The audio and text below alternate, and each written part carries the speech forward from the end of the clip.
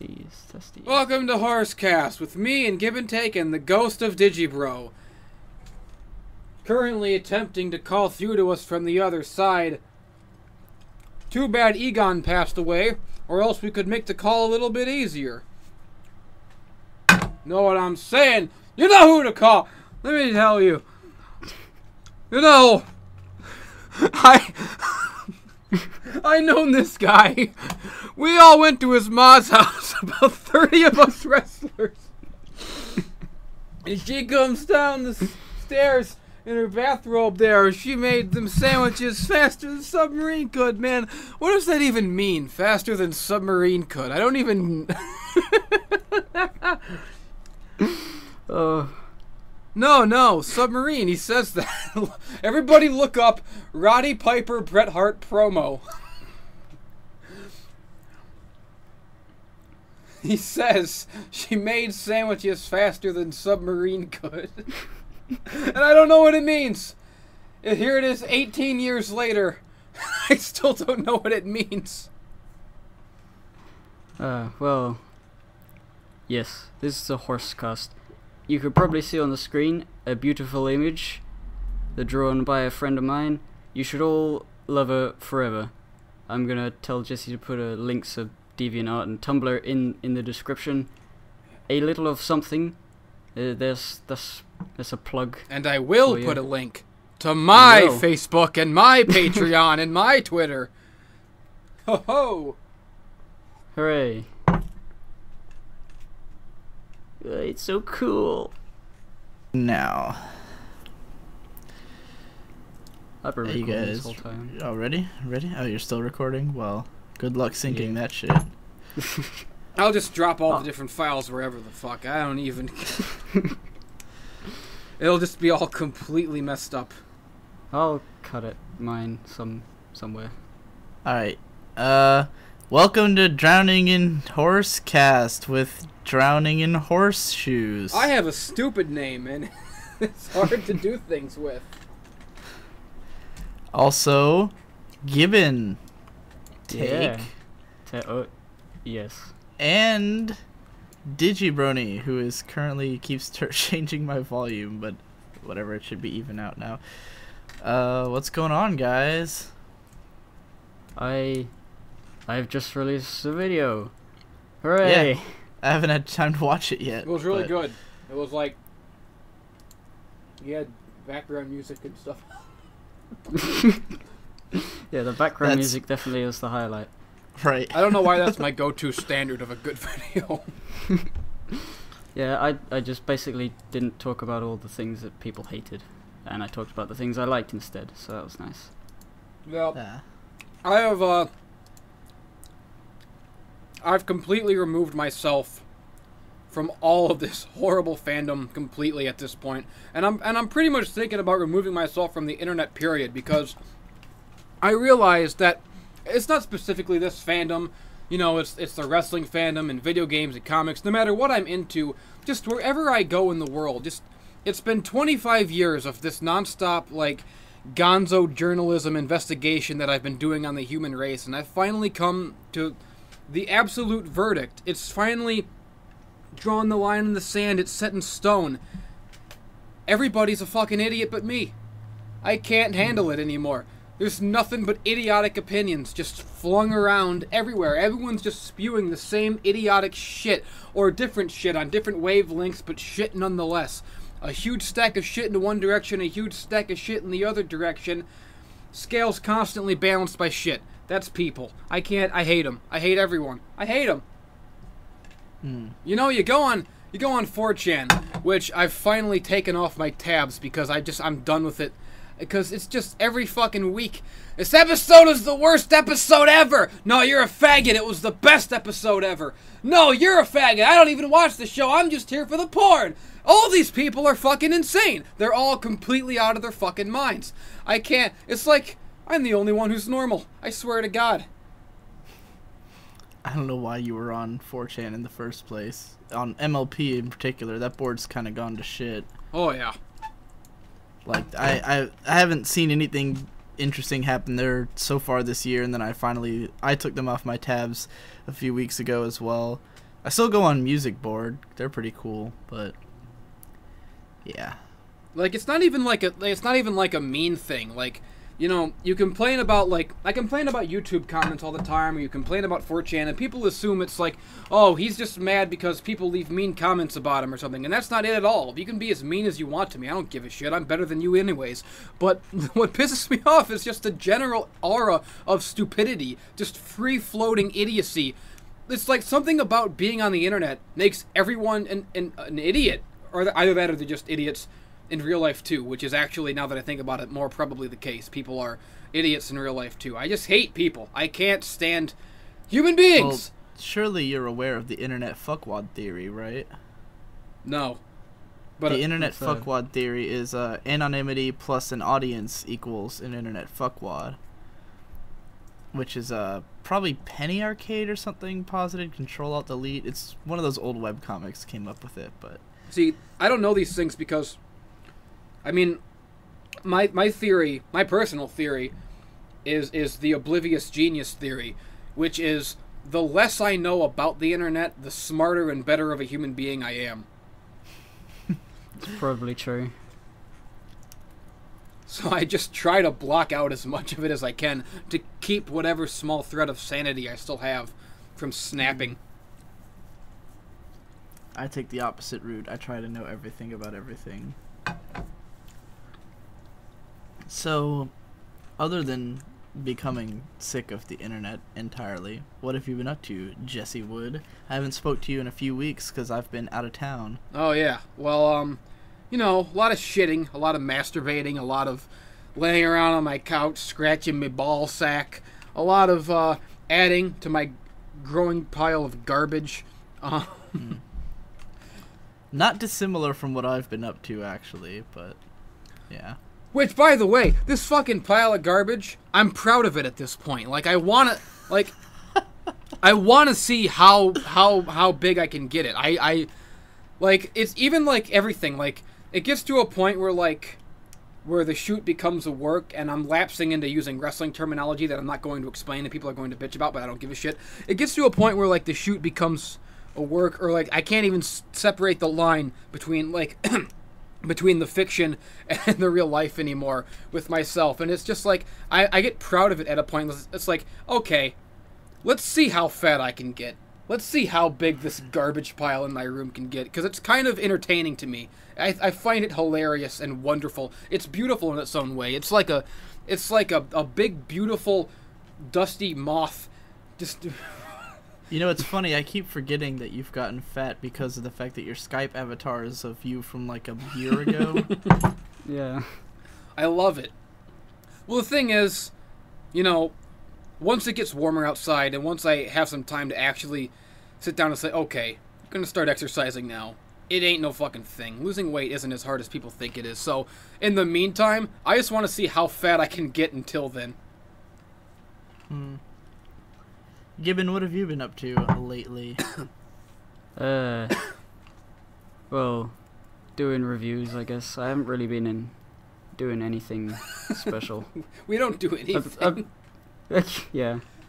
I walked in the park for that one video. That was me being outside, so I can prove I did that.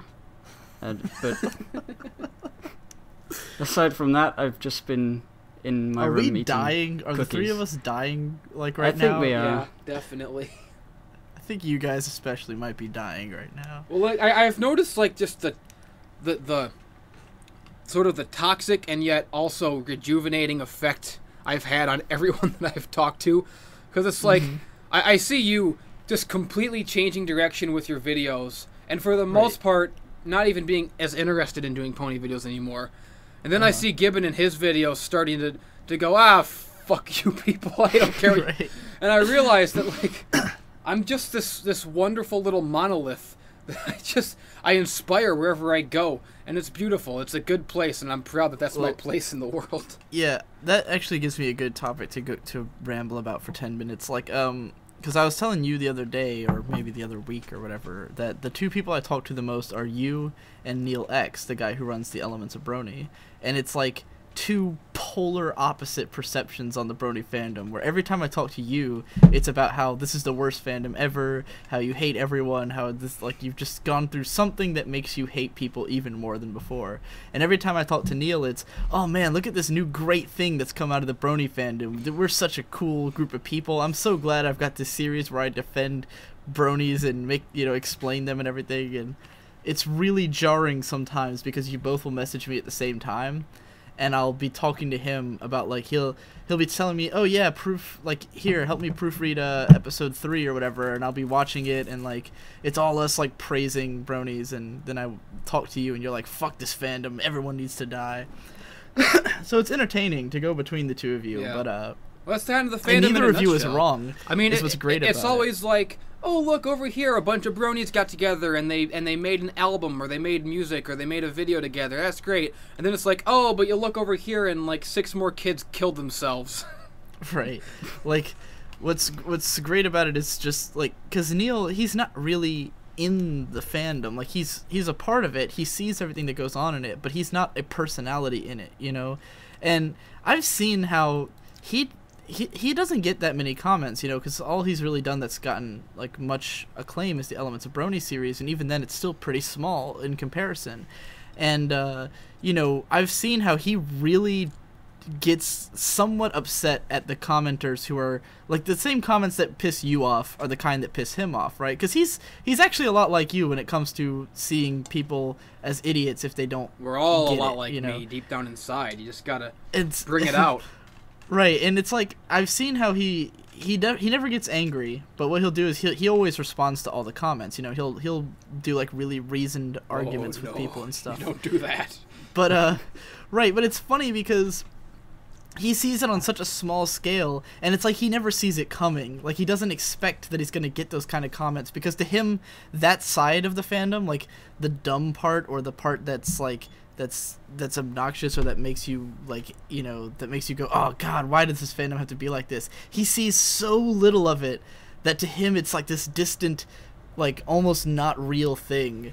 And then, like, with you, that's the part that you only see, and it's like, I totally get why both of you feel the way you do. I get why he sees the fandom as mostly good and why you see it as mostly bad. Yeah, you can't talk to him. You can't leave comments. You can't.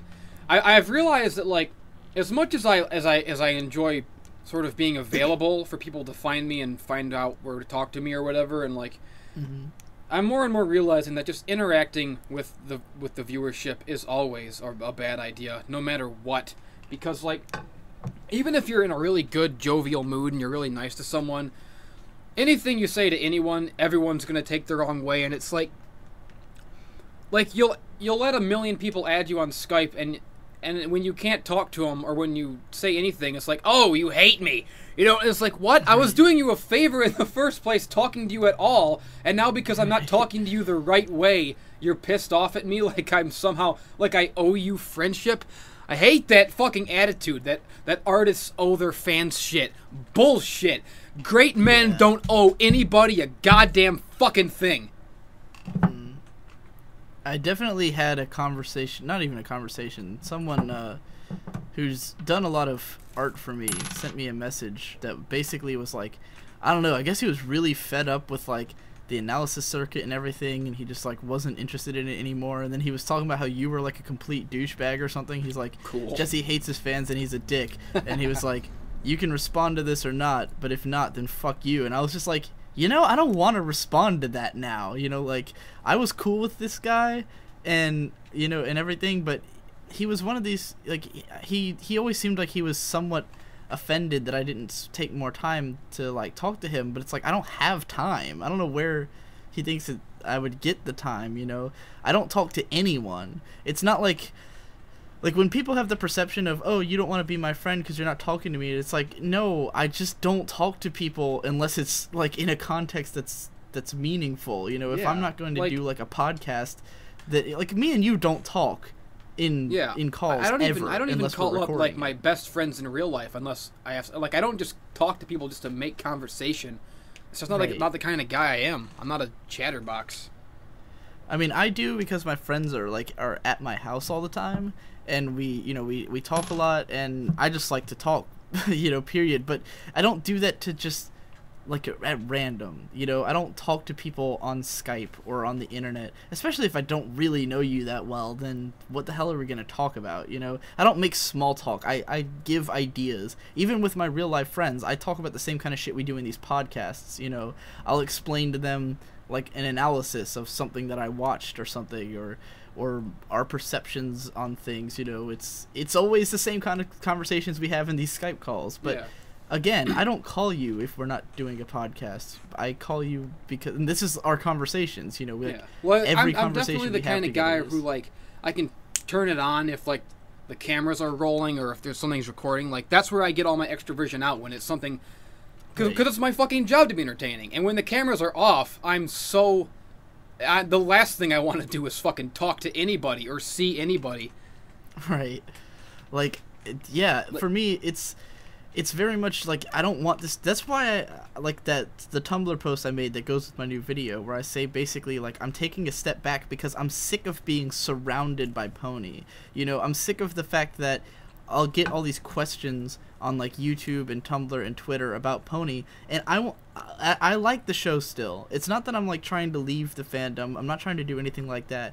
But there's a huge difference between I watch the show on Saturday, I write a post about it on Saturday, I put the video out on Sunday, and then I don't think about it all week. Yeah. And that's there's the thing, a huge difference there between getting messages every day, all day about pony. The reason I have a pony channel isn't to because it's popular, to make fans or anything, because if that were the case, I would release videos a lot more frequently, Right. The reason I have a pony channel at all is because I like the show. And I really feel a lot of times, am I the only one who likes this show? Because it seems like so many people got on the fandom bandwagon because they were fans of the fandom, and that's where this whole mentality of the whole insular circle jerking on the net, just it's this fandom is more about the fandom itself than it is about the show at this point, and it's weird to me. I enjoy watching the show every Saturday, and then it's those fucking videos I've been doing, those really short spike videos. If you've seen those I've been posting. Those are so much more fun for me to make than anything else because, one, they're easy. Two, they can be enjoyed by anyone who doesn't know anything about ponies. Right. And three, there's no autism involved, for lack of a better term. I don't have to fucking sit down and think and overanalyze My Little Pony. It's not that there's anything bad about analyzing something. It just gets old to me talking about the same thing week in and week out. That was basically the point I hit, where it's just everyone was sick of me criticizing episodes, but it's not that I got tired of doing that. I got tired of okay, I think everyone gets it now. I was I don't need to talk about why the pacing is fucked up, because you understand already. If you've been watching my videos and you've been paying attention, it would weird me out when people were oh, he doesn't like this episode either, and my reaction would be well, no shit, you've seen my videos, you know what I like. Why would you think I'd enjoy this? Why is anyone shocked, that this episode came out and it clearly has shit pacing and shitty characterization, and people are oh, you don't like it? I'm no, this. But it just got to that point where I'm people caring about my opinion is obnoxious. And then if you like an really episode, they'll be just as mad at you because they all hated it. You can't win with them. Right. It does annoy me sometimes to see, on either of your videos, people who just don't understand what you're saying. Right. But I can't help but feel happy that it doesn't happen to me, really, at all. I'm just happy all the time because people are praising me, and I'm yeah. I don't know, it's been going downhill through all of Season 4, where it started really with Castlemania, which is third episode, because of the fact that I hated the episode, and the second video I put out is about opinions, and I talk about how I'm no episode of the show is that bad, and we all have our own opinion, and I'm just representing mine, and here's what I didn't like about the episode. And then I make this great point, and all the comments are oh yeah, I totally get where you're coming from. And then the next week Daring Don't comes out, and I bash the episode, and everyone's oh, come on, you don't like it? And I'm what happened? You all said you got where I was coming from a couple weeks ago, And then probably wasn't all of them, but right. yeah. I mean, that's the problem, is that you can have two different videos where it'll be two completely different groups of people commenting, and one video is like everyone who gets it, and the other video is everyone who doesn't comments, and it's always weird when that happens. But it got even worse when, like, the number one regret I have of any video this season was from Rarity Takes Manhattan, because I loved writing that video. I thought it was a great video, but I put in this whole line about how it pissed me off that Twilight couldn't get a cab even though she was a princess. And really, like, after I made the video, I didn't even care about that anymore. It only mattered because, like, I was already mad about Twilight's princesshood throughout the season. But everyone latched on to that. And I don't want to make it sound like people are dumb, but, like... People are dumb. But the fact of the matter is, the rest of the video was more complex. Like, all the ideas that I presented were, like, these more detailed analytical points. And then I get to the Twilight thing, and that was really simple and easy to comprehend. And even though I glowingly praised the entire episode, all the comments were about the Twilight thing. And I was like, really? That's, like, the least important part of this video. And I wished I had cut it out. I wish it wasn't even there. But...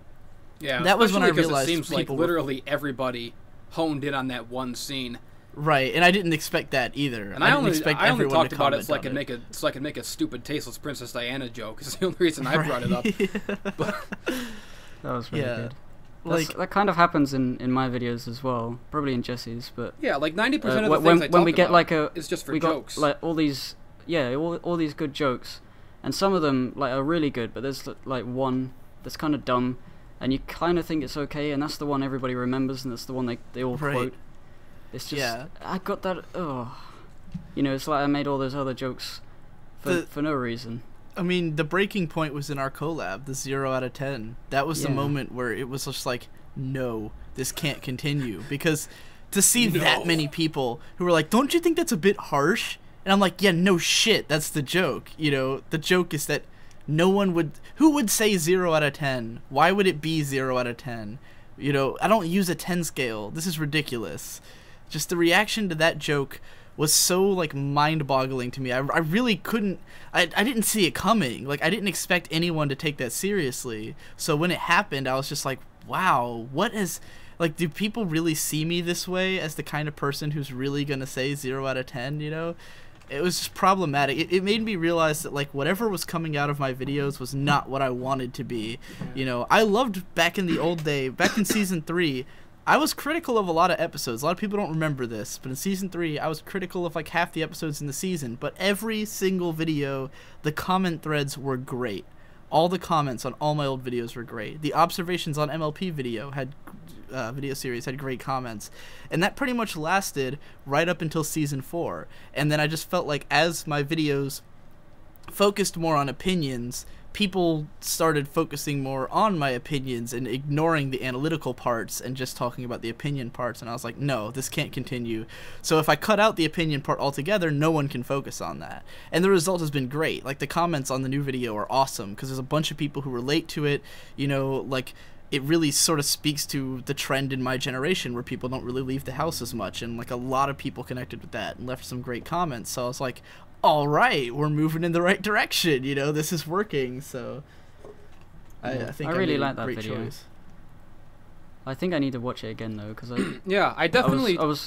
yeah. I do feel like Brony videos, like the whole analyst thing, the analysis, in general, it's getting a lot better than it was, because when I started doing it, it was literally everybody was copying Digi style and just doing the same shit. Most of them had terrible quality, couldn't edit, had bad mics or whatever, didn't know what they were doing. And now people are popping up. You've got the Best Brothers guys. Mm-hmm. Gibbon has come so far from just recapping what everyone else says. His videos are totally his own thing now, and like, Right. I'm talking about you like you're not here. I liked the original, you know, I liked the Analysis Collective thing just because of the fact that, like, it made it so I felt like if I posted that on Equestria Daily, I didn't have to worry about the fact that all those other people didn't get posted. And it sort of gave you a slice of, because, like, you know, there is an analysis community, and those people, like, a lot of them watch everyone. You know, a lot of the people in the community are aware of everyone else in it. So there is a lot of, like, this call and response kind of thing where I'll put out a video and then a lot of people will say, like, oh, the opinion by other analysts has been in their videos, and they're usually talking about me. So Gibbon's videos gave you sort of the slice of the analysis community, but I'm also glad that you moved away from that because I don't care about the analysis community anymore. So everybody that I see, that I watch, I don't watch all of them. I don't know. I don't fucking watch most of them, actually. But the few that I see seem to have been moving in different directions and becoming more unique and becoming better. And I take complete credit for that. You're welcome, Brony community, for me lighting a fire under your asses and making everything better for everyone. Yeah. Yeah. I kind of started those, like, assemblage videos because I could see that there were so many people in the community. I wanted to try making something that would stand out, and you know, it got your attention, which was good.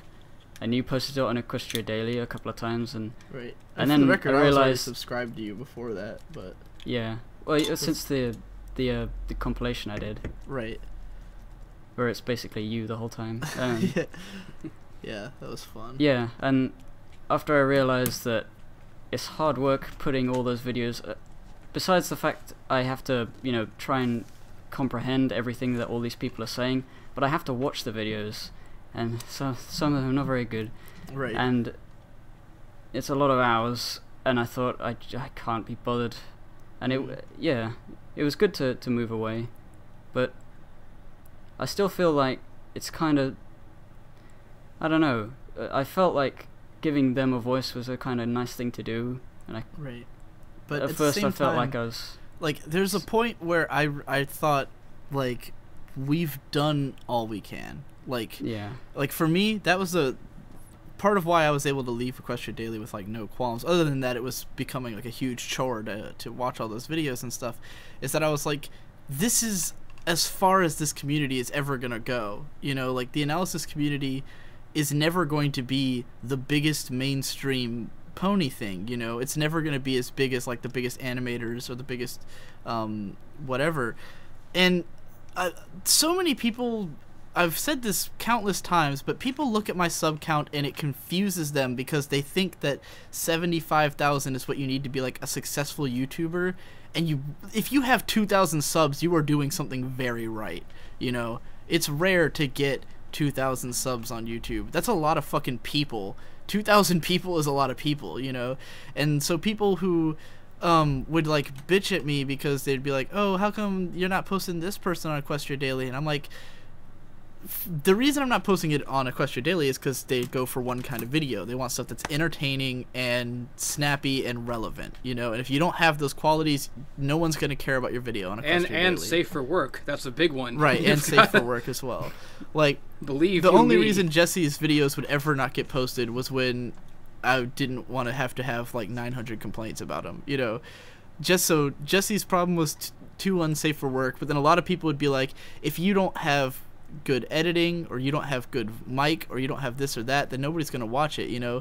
Like, even Dr. Wolf, who a lot of people like him, but he just uses still images and he talks really slow, and so we always put his videos in roundups because they're not bad, and he has his share of fans, but the general public is never going to get more engaged in that kind of video, and he never improves them. His videos have remained exactly flatline static the whole time, except for the times when he does weird things like the one he just did with Gibbon, which was great. The one that you animated. I thought it was hilarious. But other than that, like, you know, they remain stagnant, and you have people like the mysterious Mr. Enter, who people were, like, always saying, why don't you post him on Equestria Daily? Why? And I'm like, because he has, like, he's kind of aggressive, and he's usually negative about the episode, which people on Equestria Daily hate. He's got a shitty mic, and the guy's already got 5,000 subscribers. He's not desperate for more, you know? You're not going to grow that much more from me posting your video on Equestria Daily. Like, maybe the first time you'll get a big wave of subs, but if you get posted on EQD more than once and you don't see any significant growth, it means they don't care. It means no one wants to watch your video, you know? Like, it's not really about getting posted there every week. It definitely seemed like the third or fourth time I got posted on EQD, there wasn't that much of a jump, and it's sort of like, okay, I've sown what I can from this field. Exactly. Yeah. That's exactly how it is. Like, everyone who was good enough to be on EQD has been, and everyone who's been has been enough times that they've got all they need. You know, we sucked it dry, it's done, the tit has been milked, and we can move on to other pastures, you know? Like, the only channel that I regretted not being able to post was TBBBAP, because they didn't really get to that, like, escalation of quality until, like, right after I left, but they still get posted anyway. Like, I guess Seth found out about them, and he's posting them now, too, so I'm like, okay, cool. So everyone who I think would be, and I'm not saying everyone who's good, I'm saying everyone who would be successful on EQD has been posted, you know?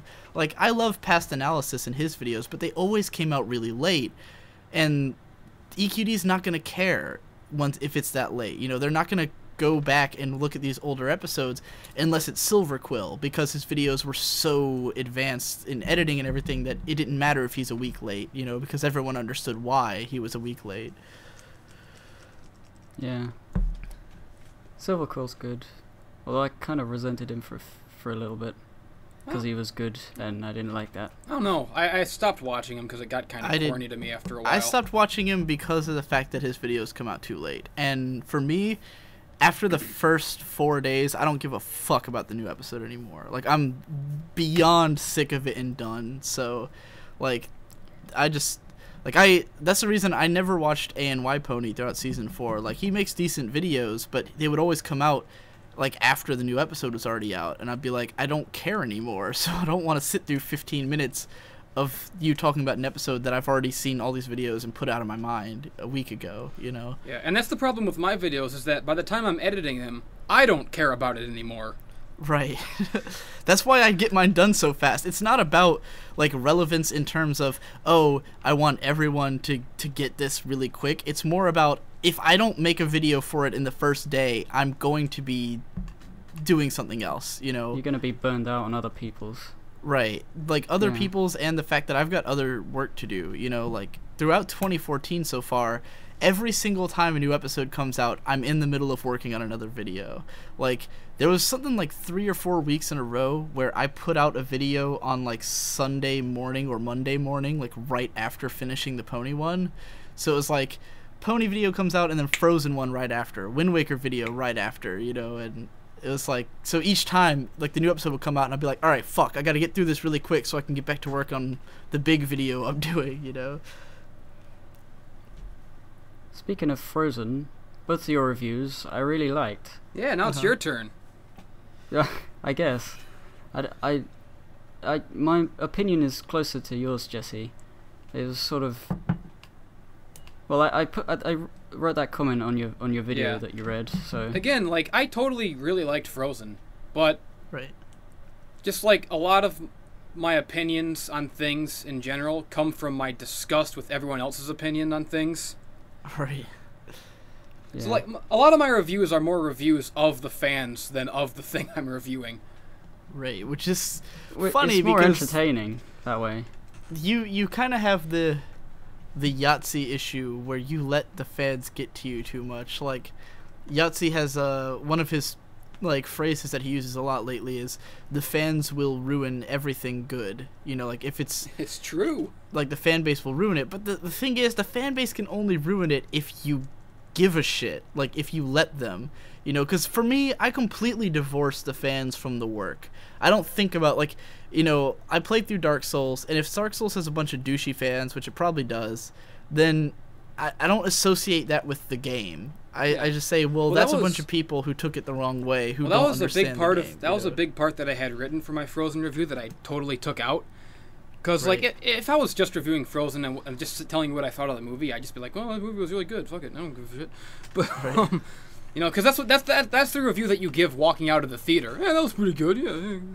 Right. But there was this whole big part where I talk about how the Tumblr people have sort of completely adopted that movie. And my big point was that if you're so myopic that you can't enjoy something without relating it to your specific situation in life, then there's something wrong with you. You have to be able to separate movies from the world around them. But then I realized, and the reason I took that out is because by talking about it, I'm doing the exact opposite of what I'm preaching. Right. Well, the thing is that the people, there's a huge difference to me, like a massive difference between doing like what I do and then trying to claim that it is in, like, it's actually part of the show. Like, okay, in my It's Not Easy Being Breezy's video, like, the whole thing is me relating the episode to my life, right? I'm saying, like, oh, you know, I was coddled and stuff, and that makes the episode relatable to me. And at one point, I say that Fluttershy's relationship with the Breezys is like that of a mother. But at no point do I say, oh, yeah, the writers totally intended it to be this way. This is what the episode's really about. Did you know there's a hidden meaning in It's Not Easy Being Breezy's? You know, I don't really think any of what I said in that video was actually the point of the episode.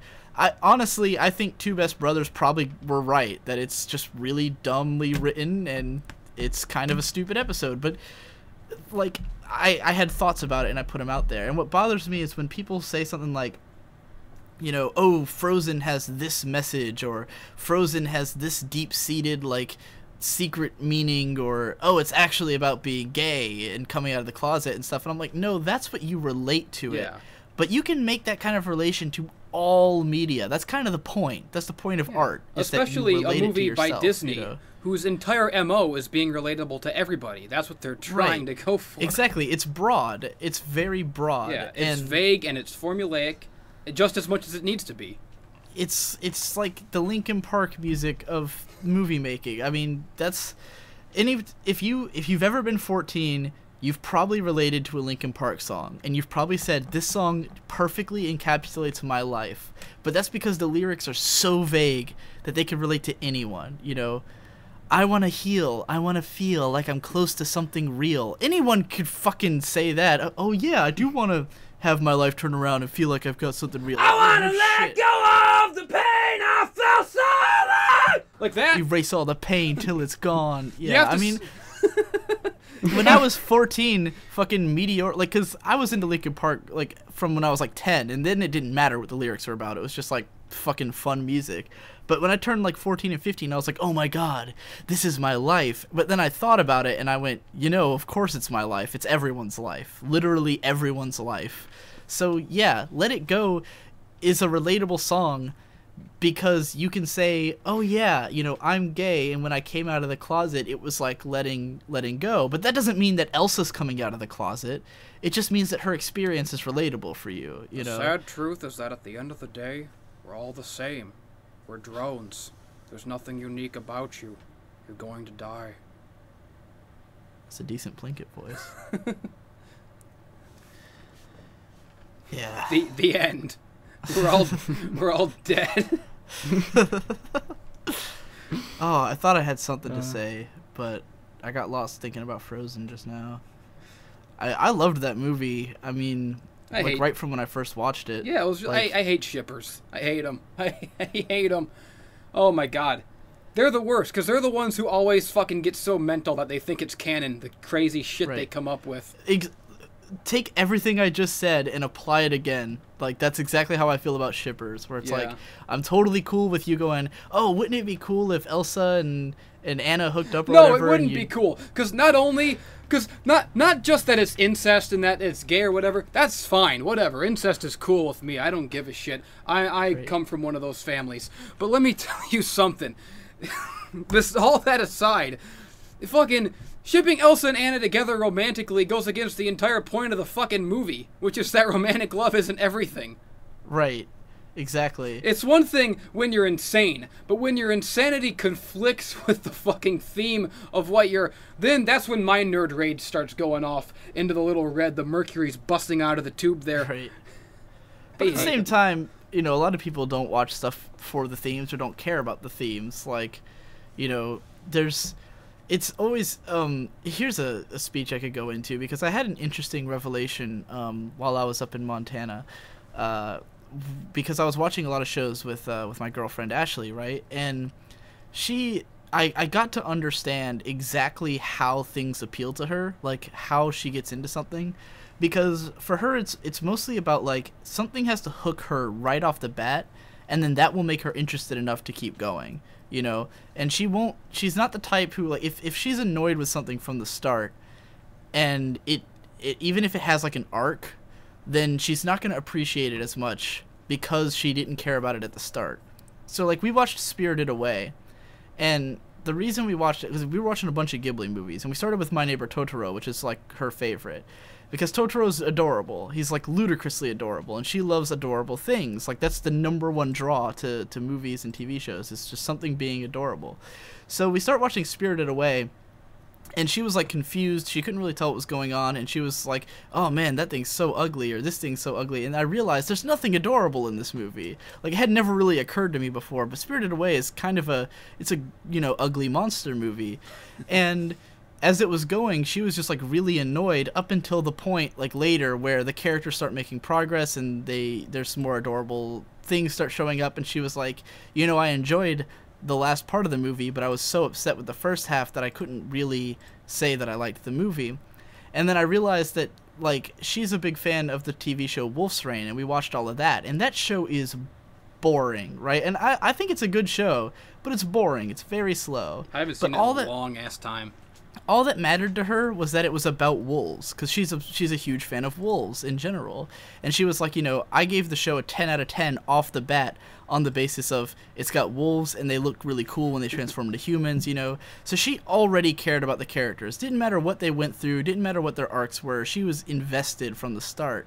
And it made me think about just how much like investment in something matters, and how like, you know, you can go on about how the themes are cool and this and that, but if you're not invested from the start, you're probably not going to care that much. And for me, it's really easy for me to get invested in something because I like all styles, you know. It's all I can about start the watching emotional connection, which is what I Right. said in my Frozen review. Like for me, plugging it's my own shit. I'm like expecting, I go into most of what I watch expecting to like it. You know, I don't really think most things have to prove anything to me. There's nothing that needs to like jump out and grab me right at the beginning for me to be interested. Like if I sit through 20 minutes of a movie and nothing is happening and everything sucks, then I'm probably going to be like, okay, this is fucking lame. Or if I think reasonably that I know where it's going and I know that it's not going anywhere I want to go, like if it's some dumb movie that's like really trite and I watch like 20 minutes of it and I'm like, okay, I get it, and then I'll stop watching. But like if a movie is going to take a while to get to what's interesting about it, and it's not complete shit, and I don't already think I know what's happening, then I'll be like, alright, I'm invested, I'm in for the long run. But for some people, you have to have that early hook, and then you get into it. But then it really, for some people like that, it doesn't matter what the rest of the thing's about. You know, Ashley doesn't care about the themes of Wolf's Rain. She got into it because there were wolf people, and the rest of the show she enjoyed because of wolf people. If her enjoyment of it contradicts the themes of the show, doesn't matter. You know, she came for the wolf people, and that's what she stayed for, you know. So, like, in that regard, I get why people would get into Frozen, and if they enjoyed Anna and Elsa right from the start, and they didn't give a fuck about the morals or anything about that towards the end or the theming, they just like these two characters a lot, I get why they'd take it away from the theme. I get why they'd make those characters into something else. But the minute you try to make that into a thing, and make other people believe the same thing you do, that's where it becomes problematic for me. It's the minute you go, oh god, why do you keep showing this other shipping art? This is the true pairing, this one I made up in my head, you know, or everyone should appreciate the movie the way I do or something. That's where it's like, really, you can't appreciate that other people have their own ways of enjoying it, you know? So, yeah. That was a long rant. Yeah, I was just gonna say, I'm glad you got back onto shipping, because I wanted to sort of interject, but I could not. In terms of shipping, to everybody watching, you can ship the three of us. If you want to draw the three of us, I suggest, like, I don't know what it's called, but like a triangular 69. You know what? I'm gonna make a shipping request right now, because I've made this request before, and none of the artists I talk to have the balls to actually do it.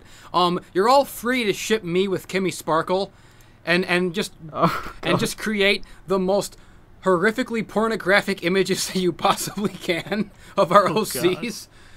God. I've brought that up to like 2 artists, and they're like, "I'm not drawing that, man." I'll fucking draw that. In fact, also any other female OCs that you can think of who are popular. Clover Keen, whoever else, what's her face, the Ink Rose, all of them. That's my... Ink Rose is... Hold on now. Ink Rose is like 15, so I don't know if you want to have that shipping going around. I do, because it's not real, for one thing, and 16's legal where I live. So... I said 15. Yeah, but, you know... Close enough. It's a fucking cartoon horse. What does it matter? It's fucking... Everybody, open casting call. I'm calling open season on shippers and porn artists and cloppers everywhere. Make me fuck everything. I am curious about what any of them would think. I think quite a few of them would be disturbed by it, but I don't know. There's one guy who's drawn a couple shipping pictures of me and Clover Keen that I thought were pretty cutesy. Yeah, I like those pictures. I was like, I don't know where the ship came from. I have no idea. Why I think, you two? I think I know. I think Clover Keen commented on some of Jesse's videos, just once or twice. That's it? That's all it took? That's all pretty much it. Because I'm like, I know Clover Keen has a boyfriend, like a long-term one, because he's been in her videos before. Like, he helps film them and stuff. And so I know that she's got, like, someone, and then I was like, okay, well, where is the basis of this ship? I can't find it, like, at all. I was like, what? Why these two people? You can't hold shippers down to any kind of Earth logic. They don't care. Well, like, I get me and Tom shipping because we pretty much promoted it, you know? But it's, or even like with Anthony C and I Love Kimpossible a lot became like a popular ship, and they were both kind of weirded out by it because there's like a 15-year age gap. How did that come about? 15-year age gap. Right, like Anthony C is like 31 and Kim Possible is like 19, so like, yeah, it's even bigger. That's like a I've never even talked to most people. Like I've never talked to Clover Keen or anybody really. Right. But I don't. But the only reason that it's that cool, shipping happened is because the two of them are friends, and they had done like podcasts and stuff together, and neither one of them really interacts with a lot of other people. Like Anthony C has done videos with me, Brony Curious, and Kim Possible, and that's about it. And KP has really only collabed with him and like a couple other people, I guess. But like it just seemed like, oh, they've done more than one thing together. Clearly, they need to be shipped, you know. And they were both kind of like, I could tell they had this attitude of, yeah, I mean, it's fun and all, like, we're not upset about it, but it's kind of weird because we don't really have that kind of relationship, you know? Whereas for me and Tom, it was like, yeah, we totally not do. That. Right, exactly. Like, me and Tom are, like, super gay friends, you know? There's pictures of us hugging and shit at BronyCon out there. Everyone knows, you know, that we basically want to make love to each other, but you know, it's just hilarious. Why haven't you done it yet?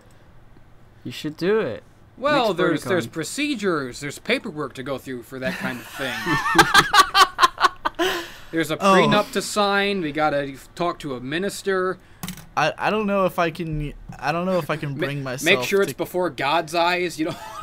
But like, I'm sure because Ashley's gonna be at BronyCon and me and Tom are gonna be there, and she's gonna just be begging like the whole time. She's gonna want us to be making out. Like, I feel like she's gonna watch us intently waiting for us to start making out. So maybe, I don't know, I've never kissed a man and I don't know if I like it, so you heard it, people, and you can't unhear it. Speaking of BronyCon, you two are going, sort of, I think, to do a panel. Yeah. Well, if the panel gets approved, Jesse is the only person who's so far officially listed as a member of it. I'm gonna try to bring on more people like Tom and Past Analysis, but it depends. They haven't approved it yet. Like, BronyCon's been really slow about the panel approval process this year, and so who knows? I'm pretty sure that like it's already past some level of screening, because I heard like Voice of Reason had a panel that got rejected already, so I guess they've already done rejections, and now they're just trying to sort out the panels that they're keeping. I'm glad that Digi's taking care of it, because I don't know anything about anything. It's not hard to do. You just like literally message them like an application like, hey, here's my plan for a panel. Here's proof that I've done things before. Now can I do it, you know? And then they'll email you later like, yeah, or no, or yeah, we're still working on it. So yeah, it's dead easy to submit a panel, but the one we did last year was super successful, so there's no reason they wouldn't. Like I'm pretty confident they're gonna do it, just because these cons usually invite people back if they know they did a good job. I got invited, like Everfree Northwest sent me an email like, hey, we heard you ran a really cool panel at BronyCon, and you know, I was one of the people who was at that convention, so we'd be really glad if you would come to Everfree Northwest. And I was like, yeah, if you pay for it. And they were like, yeah, haha, have fun, you know, but because it's like across the country. But I don't see any reason BronyCon wouldn't approve it again this year. Like, we were in the second biggest room last year, and we had it filled. Like, the room was filled, and there were people like going like out the door, and it was during like Saturday morning signups, like, because the registration line for Saturday morning was super long. Like, it lasted hours and hours throughout the day. So basically, a lot of people missed the panel just because of that, and then there were people who missed it because it was over capacity. So, like, yeah, it was a fucking filled up panel room. So I told them that. I said, like, you guys better give me a bigger room this year, because I'm going to need it. And then they all died on their way to BronyCon. The bus went into a river. The river went over a cliff. The cliff went into outer space. And the sun, burning flames on the side of my face, breathing breaths. This we actually got into an accident on the way home last year from BronyCon. I think I remember you talking about that. Yeah, like, it was minor for us. It was major for like the 5 cars behind us. Did you hit a horse in the middle of the road? Because that would be perfect. That would have been perfect, but no, sadly. I just want to buy a bunch of horses and not keep them anywhere. Just let them loose in the woods. And see how long it takes before there's like horse crossing signs that have to be put up, and people start hitting horses with their cars. And there's like it's like a news story. There's like an epidemic of wild horses coming back into America after hundreds of years. Jesus. There's still plenty of wild horses around. I know that because Ashley is obsessed with this. There's a place in Northern Virginia called Gibbontake Island that is like, there's just wild ponies everywhere. And I guess, like, there's like a whole subculture surrounding this island and its ponies that I was introduced to her by her, because she has like the original she has, like, bronies. All right, she has a deck of like trading cards, like not like any kind of game, but they're just like cards, and it has like each pony on the island like has a picture and like a little stat sheet kind of thing, like, you know, their name and their gender and like what their personality is or why they're distinct.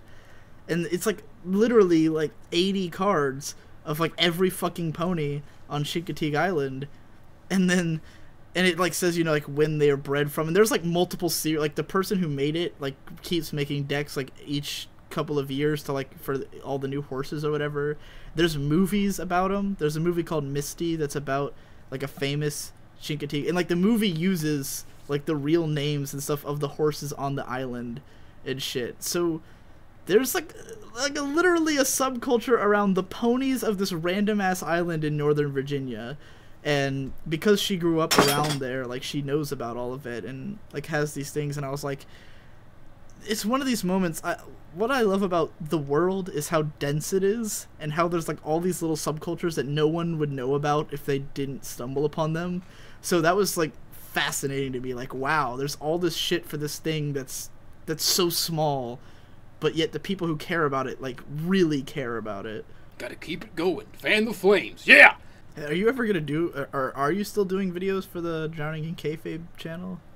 I realize I'm not actually subscribed to it, so I wouldn't know. I almost do every week, because every time I watch Raw, I'm like, man, there's so much I want to bitch about, But Raw's been so fucking depressing that I just can't. I can't bring myself to turn on the camera and just, ugh. And plus, I'm busy with ponies right now. And plus, there's like 800 gigs of stuff already filmed on my camera that I don't want to put on my computer because I have no space. And my whole life is just a mess. And I can't do it. What video are you working on right now, actually? Horsecast with Gibbontake. Did you? I mean, like other than this, like, what are you going to be going back to after this is over? I don't know. Right now I'm working on like redoing or re-uploading all of my old Brony tales, and Right. I have a bunch of those Spike videos left to post. And today or tomorrow I'm gonna get cracking on my next review. And So then, in other words, all the shit that no one cares about that you don't get paid for is what you're working on. yeah, it's a labor of love. These fucking that's another thing. Like I upload these old Brony tales, and people were like, "Oh God, this channel's going downhill. He's uploading this crap. Why are you making this crap?" And it's like, I'm not making it. These are old videos. I'm still working on. People are so fucking dumb and fickle. They don't judge you based on what you've done in the last year. They judge you based on what you've done this week, no matter what. They have the attention spans of fucking gnats. I hate them. Yeah, I think I saw that comment. It's just I hate like, them. it was like on one of your Brony tales. It's like this channel is going downhill. Yeah. Dot. And I'm It's not- just what the fuck. And I'm not gonna say the old Brony tales aren't terrible, because they are. I didn't know what the fuck I was doing back then, but let's like... But they're I old still like video. 'em. Yeah, they're still funny, and it's just they're not new videos that I make. If I were making them now, they'd be really good. It's just I'm re-uploading old stuff, guys. You dummies. You fucking dummies. Dummies. Yeah. Right now, I've just got, like, I am at the critical, like, horizon of shit that I'm working on, where, like, I've never Yeah, had this same many here. outstanding projects at once. Like, I've got this huge video I'm doing on, like, Cowboy Bebop, like, not about the show itself, but just about the people who worked on it. Like, I traced the careers of everyone who's worked on Cowboy Bebop, like, finding everything they've worked on since, and I'm gonna make this huge video about that.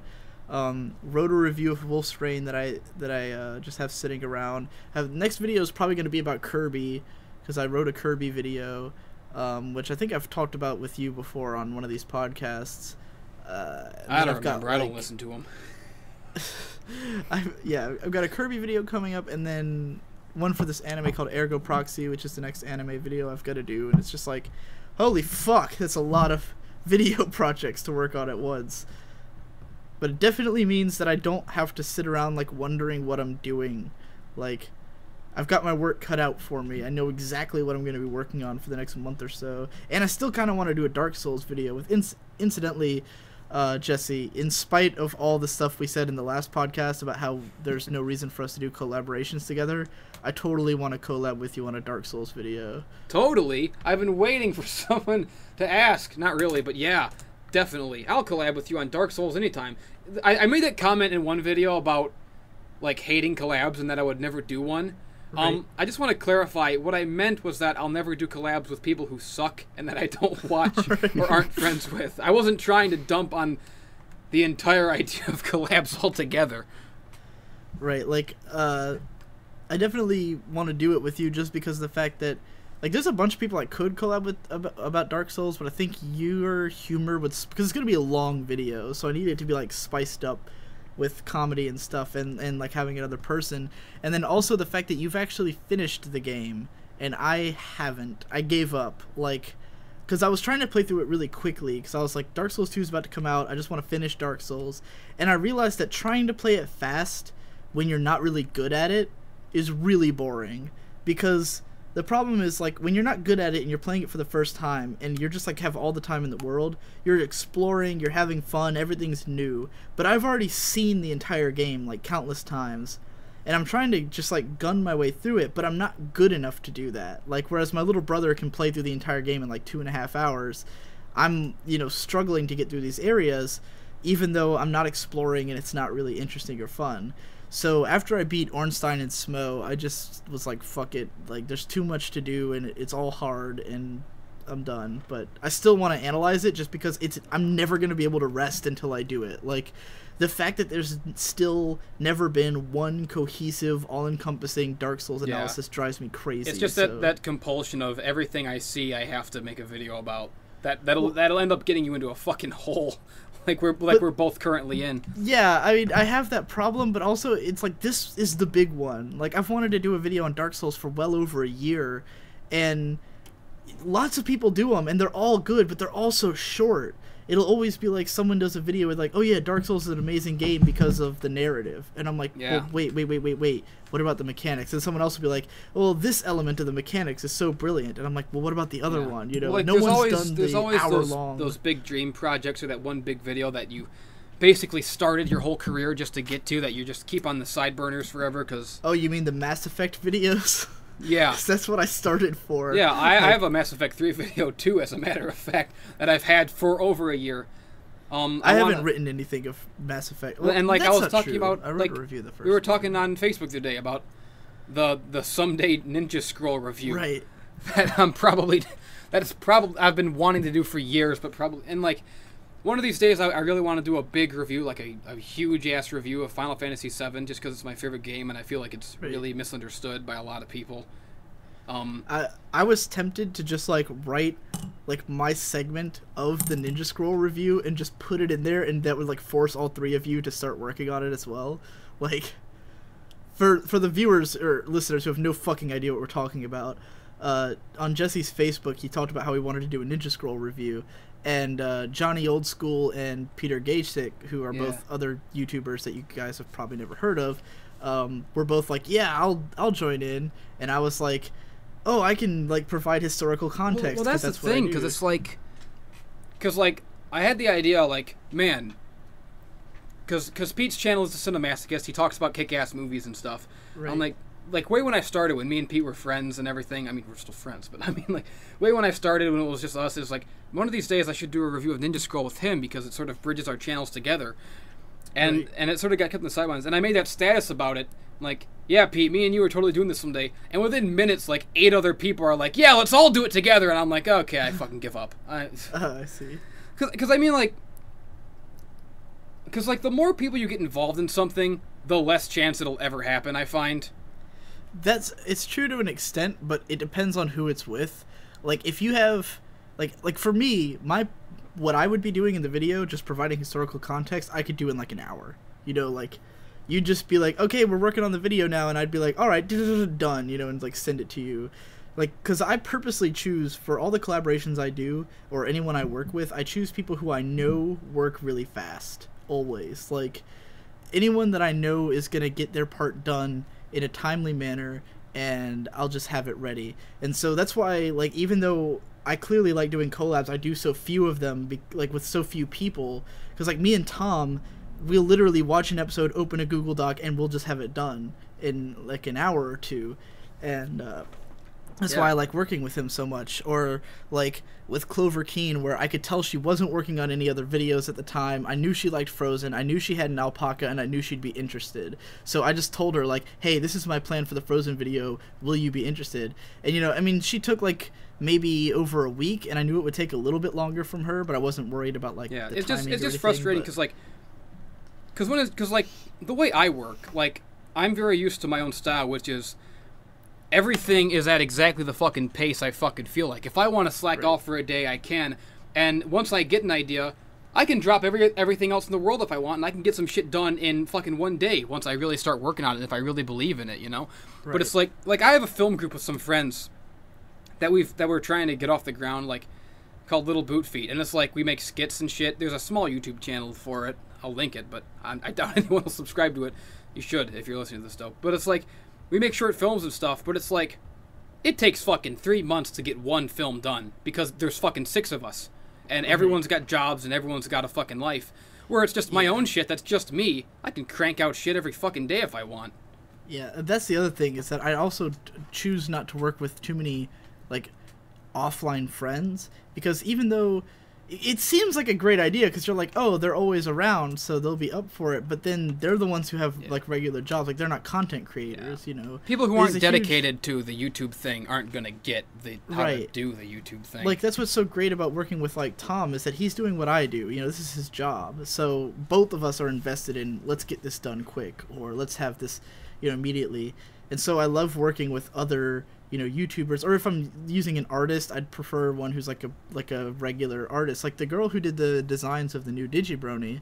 The reason I chose her, other than that I really like her art, is that she was pumping out sketches. Because, like, for a while, she was on, like, a drawing Digibrony fan art kick, and she did, like, a ton of Digibrony fan art in, like, the span of a few days. It was all really high quality.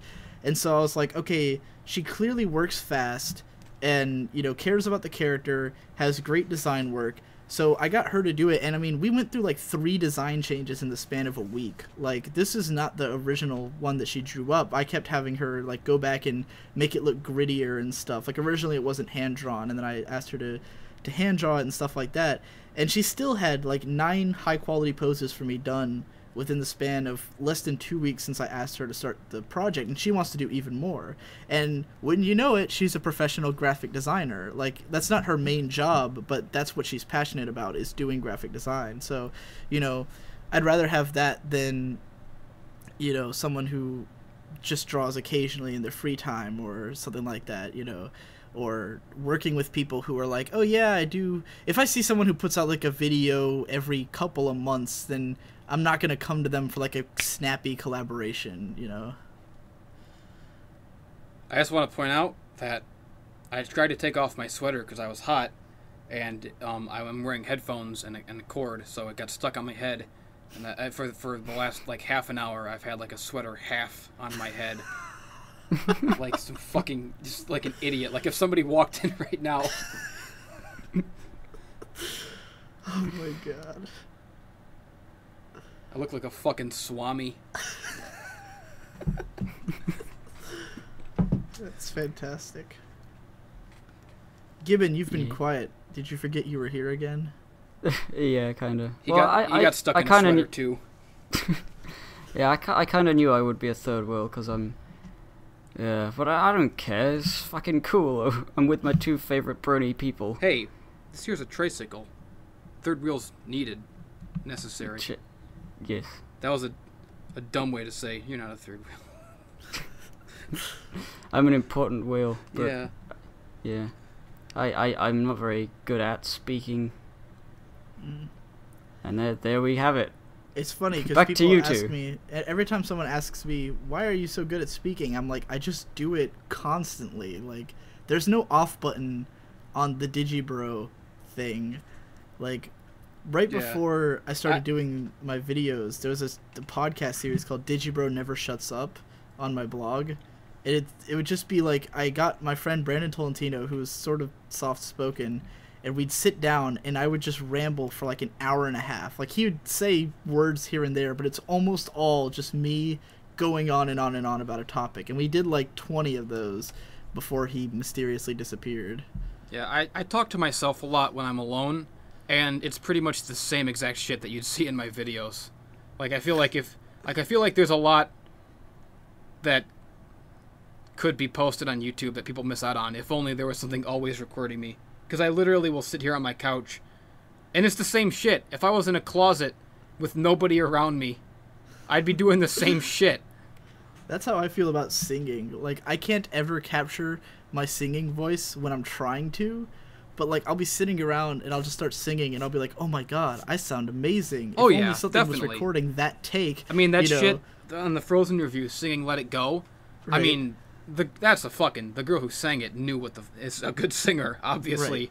Right. And I'm not, except when I'm sitting on the couch or driving in my car or in the shower. Then I can do it fine. But yeah, once you get in front of the microphone, shit becomes somehow, it becomes impossible. I mean, I literally recorded like countless times. I'd be singing a song, and then I'd turn on recording and like try to sing it, and it just would, all of a sudden it sounds different. Like, I know as I'm singing it that it's not the same. And that happened to me so many times that I finally gave up, like, on singing altogether. That's why, like, I only do rap songs now. Like, all the collaborative songs I've been doing are all raps, just because, when I sing it, it comes out like shit, no matter what, if I'm recording it. Well, I can barely fucking record any kind of song because I know as soon as I hit that record button, I become conscious of the fact that there's always people fucking walking around upstairs, always listening to me through the fucking grates with their fucking nosy little ears. Yeah, they're nosy ears. Figure that one out. Trying to figure out what I'm doing, what I'm saying down here all my fucking life. I hate living with these fucking people in my house so goddamn much. Every fucking day, I come up, I can't go into the goddamn kitchen and make a sandwich at 3 a.m. without having to say hi to some motherfucker, because he's coming down to raid the fridge too. I can't fucking go to the toilet and take a shit at 3 a.m. because somebody's fucking in there who I don't even know, who's not related to me. Always some motherfucking drug addict sleeping on the goddamn couch who I've never met in my fucking life. All my life it's been this way. Motherfucking bums hanging out in my house. These fucking, my psycho idiot family. I fucking come upstairs. I went to Walmart the other day. I bought 2 cups. They were the coolest cups I ever saw. One was a pink Pinkie Pie cup. One was a pink Hello Kitty cup. I'm like, hey, I'm moving on up. I'm living a great fucking life right now. I've got a fucking Hello Kitty cup and a Pinkie Pie cup to drink out of. Things are coming up Millhouse. I put that shit in the cupboard. Now they're fucking gone. Where do they go? I ask you, who steals a cup? Who steals a Pinkie Pie cup? Who the fuck? They're gone! And of course, I figured, well, I'm sure they're up there in my sister's room filled with cigarette ashes and fucking butts like every other cup that I've ever had in my life. Go up there, they're not there. So they're just fucking gone from the house. They disappeared off the face of the planet. Who steals a cup? Who the fuck steals a cup? I told you, I sat down one day and I wrote a list of every shirt that I can remember ever having that has gone mysteriously missing, that has vanished off the face of the fucking earth. I don't know where they went. They fucking get taken. The sisters give them to their fucking boyfriends. I never see them again. They fucking get put in someone else's laundry. I had a fucking Metal Gear Solid shirt, a big, beautiful Foxhound logo. Where did it go? Well, I'm sure somebody assumed it was one of those fucking motocross foxes and put it in one of their boyfriend's clothes or some shit. I hate these fucking, I'm so sick of living with these psycho, evil monsters. That's how I view my family. Psycho, evil monsters. They're the worst people on the face of the earth. Holding me back, bringing me down like a fucking ball and chain around my leg my whole fucking life. I can't wait to be free of these goddamn mutants. I fucking hate them. That thing you just did there, the rant, I can do that, but like, right now, I'm recording, I can't, like, when you put me on the spot to say, hey Gibbon, you haven't been speaking, it's that sort of thing with the recording, when you know that people are listening. Right. It's just, oh. I think you'll get used to it if you do enough of this, like. Yeah. It's sort of that thing when you're it's like. half of the reason why I've started doing all this stuff, because I was always been sort of, like, shy at speaking to people. But, you know, through doing the videos, it's kind of getting easier. You listen to the pub crawl, so yeah. You would know, like, how, like, MK Balefire and Steel Spirit, like, in the earlier episodes where they would just be silent in the background somewhere, you know, and then, like, over time, I just kept, like, every time I'd be like, so Balefire, what have you been up to? And, you know, he'd get better and better at telling, like, long stories and stuff. I mean, he still doesn't talk much in there, but, you know, he's gotten way more active of a participant over time. It's like when you're at a party and you're just, you know, you're not a fucking extrovert kind of guy, and you're at a party trying to enjoy yourself, and some fucking asshole fucking pats you on the shoulder or some shit like, this motherfucker's been quiet all night. You're not having fun. Say something, motherfucker. Yeah, that makes it a lot better, asshole. Thanks, you fucking cocksucking. I hate people so much. Yeah, I'm definitely. I hate that, and I hate the, like, dance monkey dance kind of thing where they're like, oh, hey, did you do analysis? Why don't you analyze something? Yeah, which thankfully doesn't happen to me much. Yeah, I get that a lot from my friends. Like, my friends will, like, introduce me to people. Like, this is Jesse. He's the funniest guy in the world, and he's YouTube famous. Tell him. And I'm just like, oh, why would you fucking do that to me? The worst that happens to me is from my dad. Because he'll get drunk and have friends over, and he'll be like, there was one time he brought me outside, and there's like 3 dudes out there. It's like these younger dudes who he works with, right? Probably in their late 20s, maybe early 30s. And he's like asking me to explain to them why I'm into My Little Pony.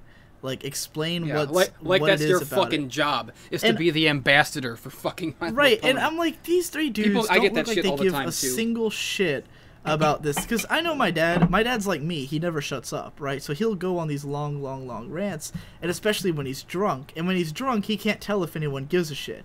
But people will keep listening because it's entertaining to just listen to him ramble all day, you know? So I'm like, these three guys don't possibly give a shit about My Little Pony, but because it's part of the ramble that my dad's going through, I've now become involved in it, you know? Yeah. And I had just woken up or something. It's like 10 at night, and he wants me to... I just give a bullshit answer when I get to, like, hey, so, like, explain what this whole My Little Pony thing is. I'm just like, I'm a pedophile.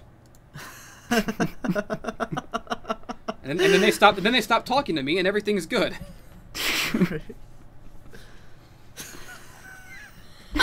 Fucking hate people. It's not my fucking job to be the ambassador to fucking explain bronies. Go on fucking Wikipedia, you idiots. I mean, fucking type it into Google for 1 second. I'm not your fucking Encyclopedia Britannica over here who has to fucking explain to you shit. Fuck you. I'm a pedophile.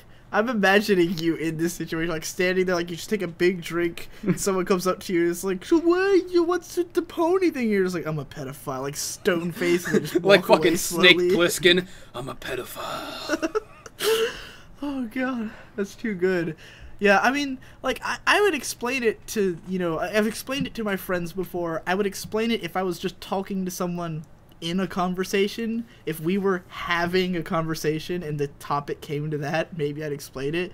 But it's like, you're dragging me out here. Like, if these guys really gave a shit, they'd go watch my videos. They know I do videos, you know, because he talks about it. So they'd just go watch them. It would all make sense, you know. But it's like, why did I get dragged out as like a fucking party favor, you know? It was obnoxious, but... Yeah. I've always disliked parties for that sort of thing. That's why, it's like half the reason I got into playing guitar was because my dad is in a band or two, and he has band friends that come around for parties, like Christmas parties and stuff. And my mum always tells me to go downstairs and socialize, and I just don't want to.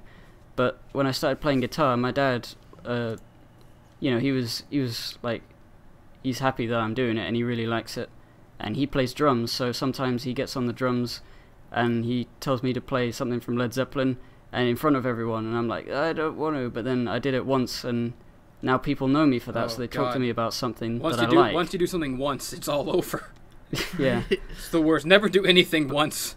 But now that's my thing. I go down to the to parties, and I perform for people in, like, the garage. I mean, it's cool if you're enjoying it, then, yeah, then whatever. It was really awkward the first time, but, like, after that, it was sort of my thing, like, hey, Louis, play... Well, that's my name. I said my name. Now everyone knows. I didn't hey, know Louis. before. That's weird. I just realized that. Hey, Louis, go play that song you're doing. Do Stairway to Heaven. And I'm like, yeah, okay. Doodly-dee. And I wouldn't have to talk to them. I'd just drink and then... the best impression of Stairway to Heaven I've ever heard. Doodly-dee. That's how that song got so big on the radio. Like, it's kind of how it starts. Yeah, so I don't have to talk to them. I do a thing and then I go back upstairs. And she's buying. I've had oh god, my parents have gotten me to like, oh, the worst is when my dad wants me to rap. Oh, he's done god. that one too. I got that one in high school all the time. And it's the fucking worst. Like, you cannot look cool rapping off As like a just white guy? randomly. Like, you can't just go into a room and start rapping and expect not to look like a huge douchebag, because rapping is really emotional, right? Like, my dad will be like, oh, do some Eminem, and I'm like, I do Eminem when I'm mad at the world, you know? Like, I do Eminem to convey it. Like, we went to karaoke recently, like, first time I've ever gone to like a proper karaoke at a bar for my brother's birthday, and it was cool because we were like the only people there, and we all did a bunch of songs, and I did like all these I did an epic fucking performance of Firework by Katy Perry. But at one point I got on stage and I did The Way I Am by Eminem, because that represented how I felt about, like, my life at the time. Like, I was sick of people who treated me like some kind of celebrity. I was sick of this whole, like, attitude towards me, and I don't remember exactly what happened, but there was something that occurred that put me into The Way I Am mood. I think it was probably the Tumblr bullshit from January, but like, I love that song because it's so perfectly like the best song about like people, like the problems of being famous, where people act like you're not human, or they just like they objectify you, you know. And so like I was rapping on like I'm on a stage at karaoke, everyone's drunk, you know, I can do whatever I want, I'm in the mood, I want to rap right now, and I go up there and I do it and I killed it and it was fun. But if you invite me downstairs at a party with a bunch of people I don't know, and I'm not on a stage, and you've probably got music playing in the background anyway, and you're like, oh, do a rap, this is not the place. I'm gonna feel like a fucking idiot, you know? Like, that's not how you do that. I have a friend who is always playing songs at parties and stuff, and a long time ago, me and him wrote a song together. I wrote the lyrics and he wrote the guitar parts. We wrote a song about Chucky Finster called All Eyes on the Chucker. And it's probably the greatest song ever written. And we started performing it at parties. And, you know, it was cool. I'd sing it and he'd do the thing or whatever. But he busted out at every party and expects me to sing it with him. And the thing is, I wrote that fucking shit 3 years ago. Every time I sing it, I've forgotten more and more of the lyrics. So it gets to the point where I'm just ad-libbing and it's not as good. And it's just like, at this point, I barely remember any of it. And it just sucks. And I'm like, I don't want to do it anymore. Yeah. I don't know. Like, I don't go to any parties that, like, kids have, like, people my age. When I'm talking about these parties I'm referring to are ones that my parents throw, that, like people wine come and to cheese my house. parties? No. My parents are... my parents came up, like, have never really lost... Or, they did lose it, but, like, when I was a baby, they were, like, the house where every week there was some big-ass party, and my parents are punk rockers, so, like, it was always fucking all these, like... drug people and shit like that, you know, everyone's getting high and shit. Like, they had to stop it because me and Victor, like my little brother, were really young, and there was one night where they found like crack cocaine like on the rim of a toilet seat or something, and they were like, this needs to stop, we're partying too much. But they still would like once a month or so have like some kind of big party, and they, you know, now it's like all their friends are old, it's a little bit more calmed down, but they're still drinking and, you know, smoking pot or something somewhere. But you know, they're party animals at heart, and I've never understood it. I've never, like, me and my friends, when we party, because we will get drunk, like, you know, all of my friends will come over to my house and we'll all drink, but I have about, like, if I'm being generous with my numbers, 9 total friends in my circle of friends, and we don't bring anyone else. None of us have any friends outside of our circle, you know? Like, we don't have that acquaintance or this guy I know or all these other people that we're vaguely aware of. It's just like there's 9 of us and that's it, and no one else matters. So I see these people all the time anyway. You know, they're always at my house. So a party for us is just we decided to drink one night and maybe play some music, you know? But it's not like a, oh yeah, party, let's meet some people we don't know, let's bring some chicks over and all that shit. Like, it's just chicks. 9 drunken dudes. People I don't know. The worst. Drunken dudes. Yeah, 9 drunken dudes belting out rap lyrics at each other and having a grand old time. I was gonna say something an hour ago to Gibbon about something, but then we started talking about rapping, and then to me? I don't know. I had a weird dream last night. I dreamed that one of my ex-girlfriends was living with me, and she was shitting her pants. The fuck? And I didn't know what to do, because she's shitting her pants. And that was my dream. Okay. If we're talking about weird dreams, I had quite a weird dream. Like, when, after the first Horsecast I did with you, Jesse, I had like a dream that somehow I'd gotten hold of Egoraptor, Total Biscuit, and Barack Obama, and we were doing famous. A podcast. Yeah, we were just like, this is the new Horsecast with Barack Obama, Egoraptor, and who was the other person I just said? Biscuit. Total Biscuit. And I just was imagining them not getting along because, well, for one thing, one I of don't them's the imagine they president. would. Well, Yeah. I don't know. I feel like Egoraptor could get along with Obama, but Yeah, but Total I don't Biscuit's because I like all those people. I guess I don't know about Right. Barack.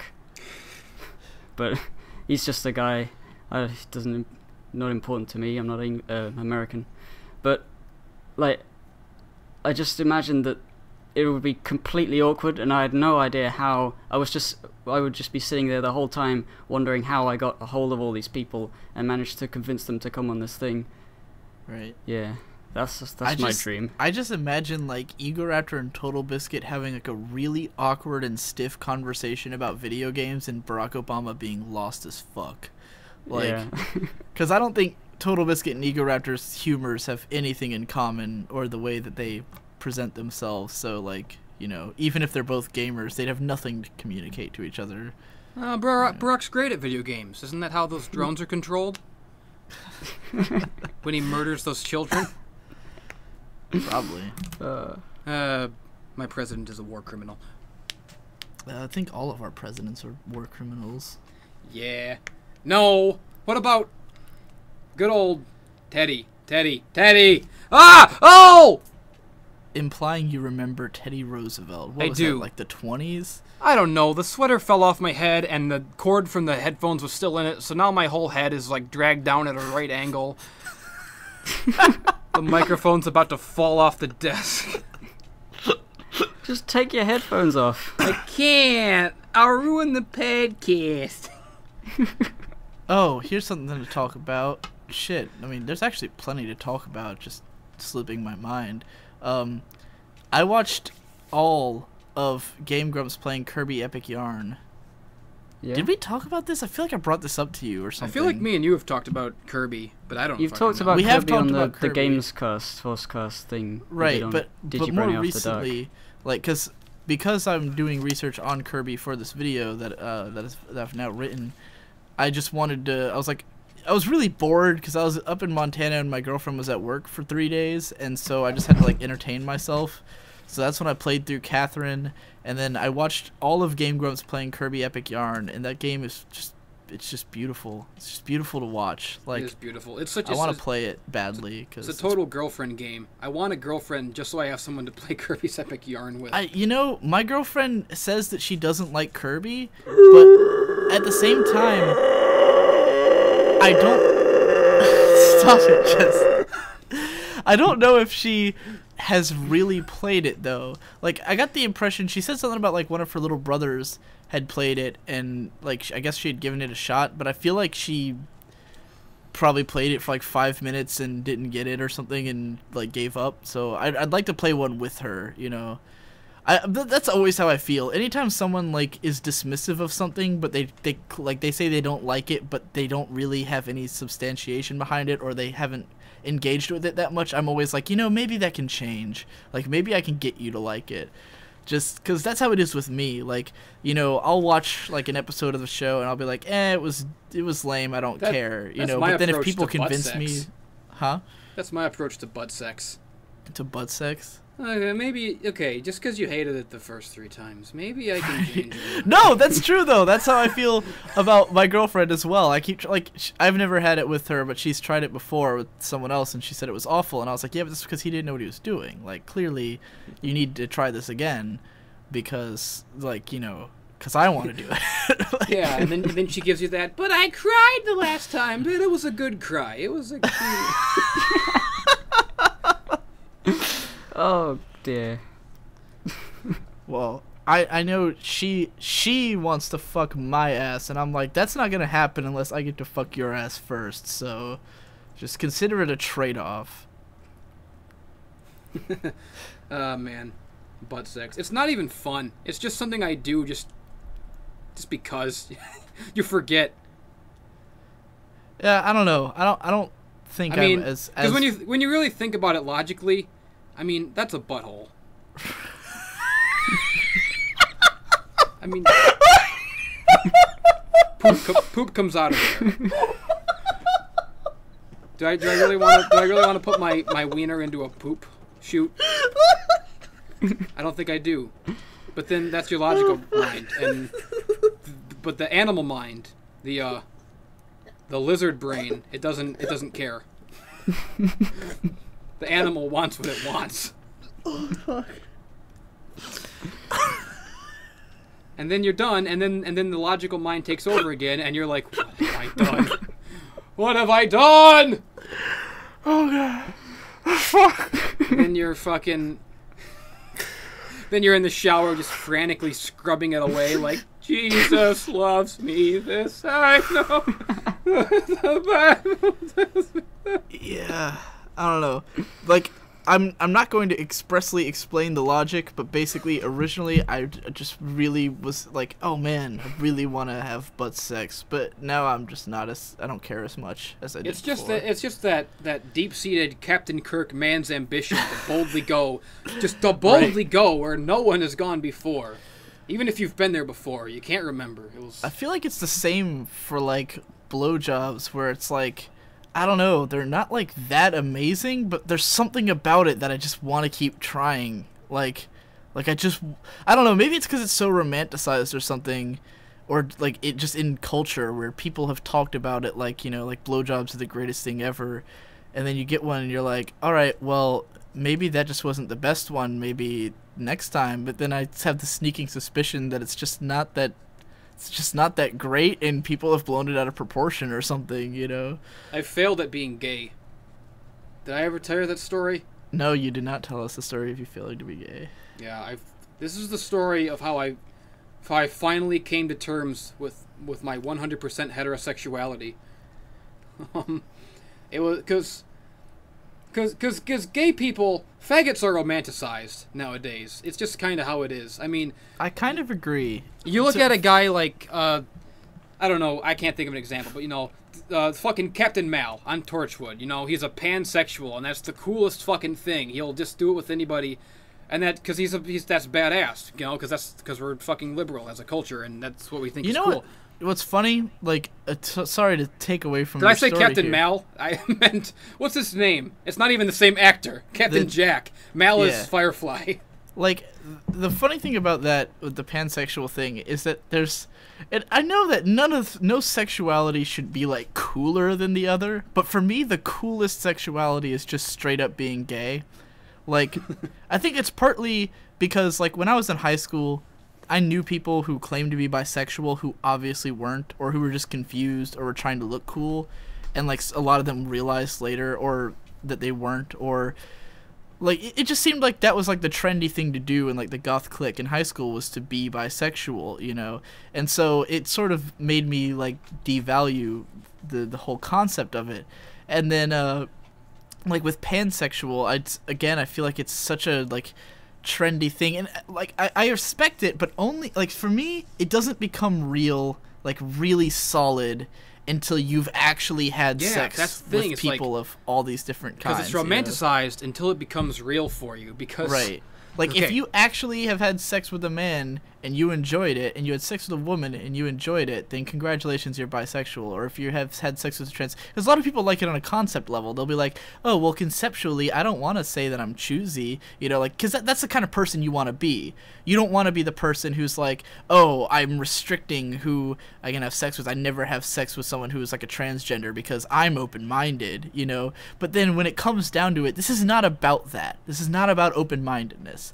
This is about what are you attracted to. And to me, it's really dishonest to be like, oh, well, of course I'd have sex with people of any gender. That's not what makes you beautiful. But, like, it's like when the chips are down, it's about, are you gonna get a fucking boner when they're naked in front of you, you know?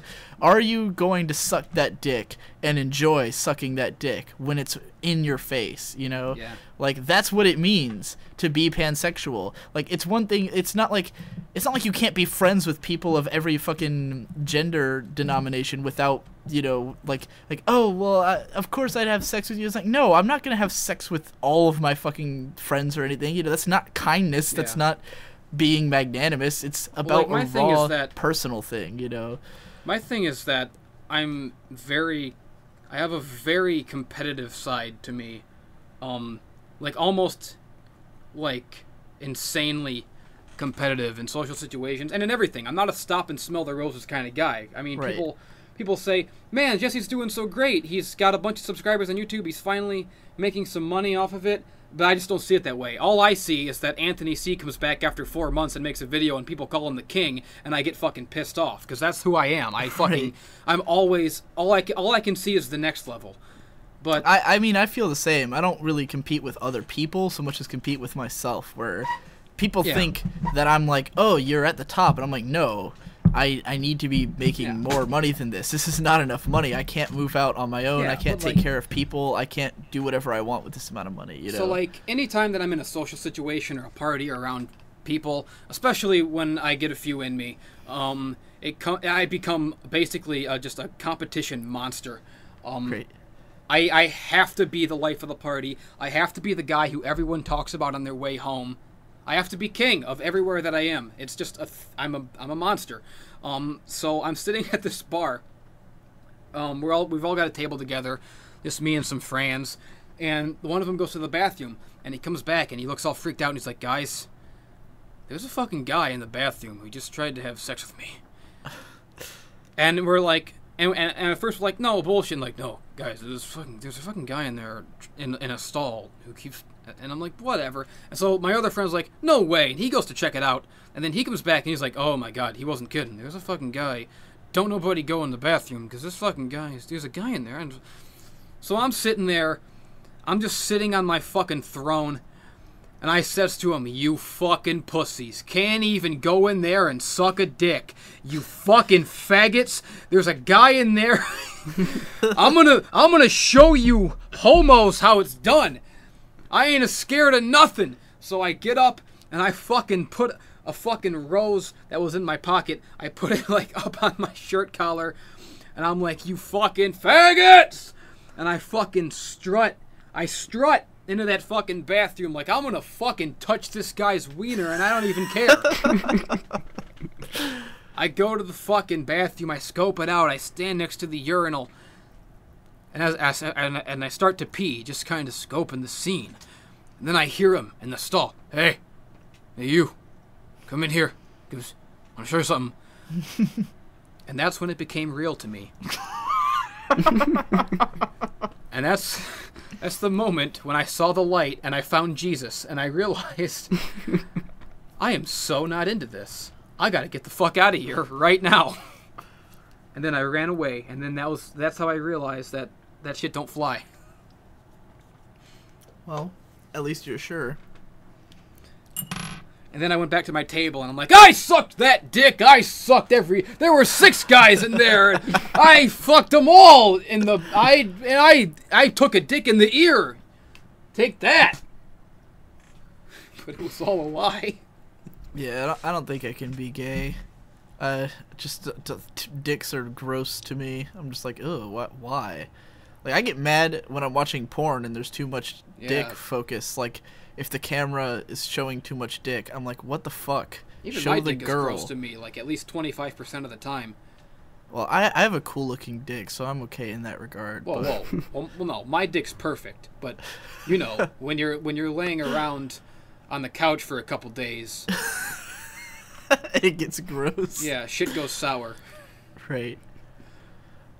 I don't know. I'm like, to me, it's like I can't see fucking a dude. Like, when I'm with my girlfriend, it's all about tits. I'm just all over her tits constantly. I can't put them down. I'm like, oh, hey, it's your tits. Let me just get on that right now. It's the most important thing in the world. This is the weirdest Horsecast. It is. In the history. It's the most adult comparing wieners for like an hour. Hey, I'm okay with it. I think there's a place for this. Part of the whole image change. What did you guys think of the fact that the new Digi Brony avatar smokes a cigarette? Did it bother either of you at all? I almost commented on that because I didn't know you smoked, and I almost said, "Quit smoking." What about you, Gibbon? Yeah. What'd you think? I thought it was fine. It doesn't bother me. I just thought it was like, huh. I don't smoke yeah, it was a sort lot. of like, I okay. maybe once I didn't know a you day. smoked either. Well, I can see MLP now. It's just fucking. oh, Digi's trying to be edgy, trying to be a cool guy. Right. There's comments like fucking that on the video, like, you know, that's trying to be edgy and stuff. You know, that's and what they'll say. It's not entirely wrong, but there's a reason that I'm doing it. Like, and it kind of is to be edgy, but less to look cool and more to make people go away. Because what I hate, and this is the scariest thing that I've ever been told, is people would consider me a role model, and that shit is terrifying to me. Because I'd get comments that are like, oh, you're like some that are just saying you're like a role model to me, and some that are telling me that I'm a role model and therefore I should act like one, you know? Like when I made my whole video about determinism, then like A and Y Pony had this big problem with it because he said that I was a role model to a lot of these young bronies, and he didn't like that I was promoting this kind of philosophy and that people were just going to like blindly follow it or something, or which doesn't really happen. I don't have a lot of people who just follow me completely blindly, but I do have people who consider me a role model, and I'm like, I am 22. You should never ever have a role model who is like under 30. Just don't ever. It's retarded. I'm too young. I am your peer. Like, it's one thing to look up to me or to say like, oh, you inspire me or you affect me in some way, but I am too fucking young and I don't have enough experience and I fuck up a lot, you know? I am not in the mental state. I'm not okay. The male mind does not fully mature until age 25. You are not really fully grown until 25. I'm 22. I'm not there yet. I'm not ready to be a role model. I'm not even ready to like have kids or anything that would be able to look up to me. You know, I'm not ready for that. And so this whole perception of me as like this accessible community leader guy, I was like, that needs to go. You know, I can't deal with it. I can't deal with people looking up to me. So, you know, people have a problem with me smoking for that reason. They're like, oh, it's like you're trying to make it look cool. And I'm like, no, I'm not trying to make smoking look cool. I'm trying to make me look uncool. I'm trying to make this look like the real person who's behind this, who's just some guy who's tired, who smokes, who sits around, and this is who I am. You know, I'm not the bright, cheery, always peppy guy that people think I am, you know? Like, people always say, oh, your new pony sounds depressed, and I'm like, it's not that he's depressed, it's just that he's realistic. It's not that he's depressed, it's just that I'm depressed. Well, I'm not depressed, but the attitude of, like, I'm not depressed, but I'm also not, hey, every pony, listen up, this is the best episode ever. That's not how I talk in real life. Whoa, you know? that was a really good Digi-Brony impression.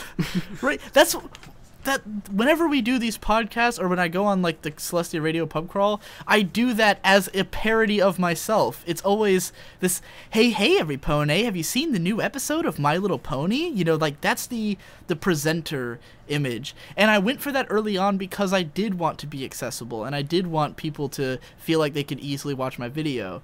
But it got to a point where too many people have access and now I need to cut down, you know? Like, if you are the kind of person who seeing a pony smoking a cigarette bothers you so much that you can't watch the video, I don't want you watching my videos. You are not going to be able to have an interesting conversation with me. You know, that's the way I see it. Not to be like a dick, not to say that those people are like bad people or anything, but I just don't. That's not the kind of commenters I want. That's not the kind of fans I want. I really want to see a pony smoking a cigarette now, like in real life. Yeah, that'd be great. But, you know, like, I totally buy into the romanticism of smoking. I always have. There's a post on my old anime blog that's called, like at 13, anime convinced me to take Taekwondo. At 17, it's convincing me to smoke. Because there was, like, an anime character who smoked who I thought was really cool because she smoked. And it made me want to do it. And, like, the first couple times I tried it, I thought it was awful. I didn't even try for another 2 years. And then, like, eventually I just kind of started smoking. And not even, like, regularly. It's, like, once a day, which is... I don't know. I always just think of Carlin's bit about guys who smoke cigars. Like, it's a big brown dick. And that's all I can see now when I see a guy smoking a cigar. Right. Cigars are... It's a big brown dick. I don't get how you could smoke a whole cigar, 'cause that takes fucking forever. They're huge, but, like, I don't know. I've always thought cigarettes look cool. I've always thought people holding cigarettes look cool. I think I look cool with a cigarette. You know, like I look at myself in the mirror when I'm smoking, and I'm like, yeah, I look like I just walked out of a film noir movie. You know, my girlfriend thinks I look cool smoking, and that's all that really matters. You know, but like, to me, it's just something I do, and there's a purpose for it. It's not like I'm just smoking to look cool. It wakes me up. Like smoking it's kind of like drinking an energy drink. It sort of gives you this like somewhere in the front of your brain kind of lights up, and it just like wakes you up. Yeah, because it's breathing. Right, like for me, what got me started smoking like once a day was just that when I was working at Target, then I would go into work at fucking 3:30 in the morning and sit in my car waiting for the store to open, and it was like that was what I needed to make me able to handle work. Like I would drive up to the place, I'd be fucking dead and hate everything and be sick of life, and then I'd have a cigarette and I'd be like, okay, I can probably last a couple hours now, you know? And it helped, and it helps now where like for me, I fall into like little lulls throughout the day. You know, like I have a burst of energy and then I kind of start feeling like, you know, like I don't have any. So then I'll go out for a walk, I'll have a smoke, I might take a shower, maybe shave my face. Like any of these things is like a little burst of energy that makes it so I can make it through the day. So that's why I smoke. And I'm kind of right now, I'm a little upset at the fact that people get upset about the fact that the character's smoking. Like people who have this attitude like I don't know when it happened that people think they're better than you because they don't smoke and you do, but it's kind of fucked up, in my opinion. Like, a little fucked up to have that attitude. I don't criticize what you fucking eat or do or consume, you know? I don't know. I don't know. I can see that. I can see why it's good to be proud that you're healthy or anything. Right. I mean, like guys who are, like, really hardcore straight edge, like old school CM Punk. When he was like, straight edge means I'm better than you. Like, that's he would say that, like, to be a heel, to, like, get people to hate him. But I'd watch that and I'd be like, yeah, okay, yeah. I accept that. I don't I think at all. People... Like, yes, Gibbon? Yeah, I think some people get sort of confused with the role model thing. Because when you, like, look up to somebody... And, like, say if a kid watches Dragon Ball Z and they want to be Goku, you know, right. Goku becomes their role model. There's nothing that constitutes a good role model. You can't say you're being a bad role model to these people. Right. It's like they see you and they see you, they want to be like you. Right. And, you know, you're going to influence them. It's not like what you do makes them decide to be a certain way. It's a natural thing. You can't really change, you know, the way you influence people. Right. I can see that. I just don't want people to put me up on a pedestal. That's the main... Like, I just don't want... a lot of people, like, especially the younger viewers that I have, make it out like I'm some kind of badass or like I'm this super cool guy that's worth looking up to. And I'm like, I don't want you to feel like I'm above you necessarily.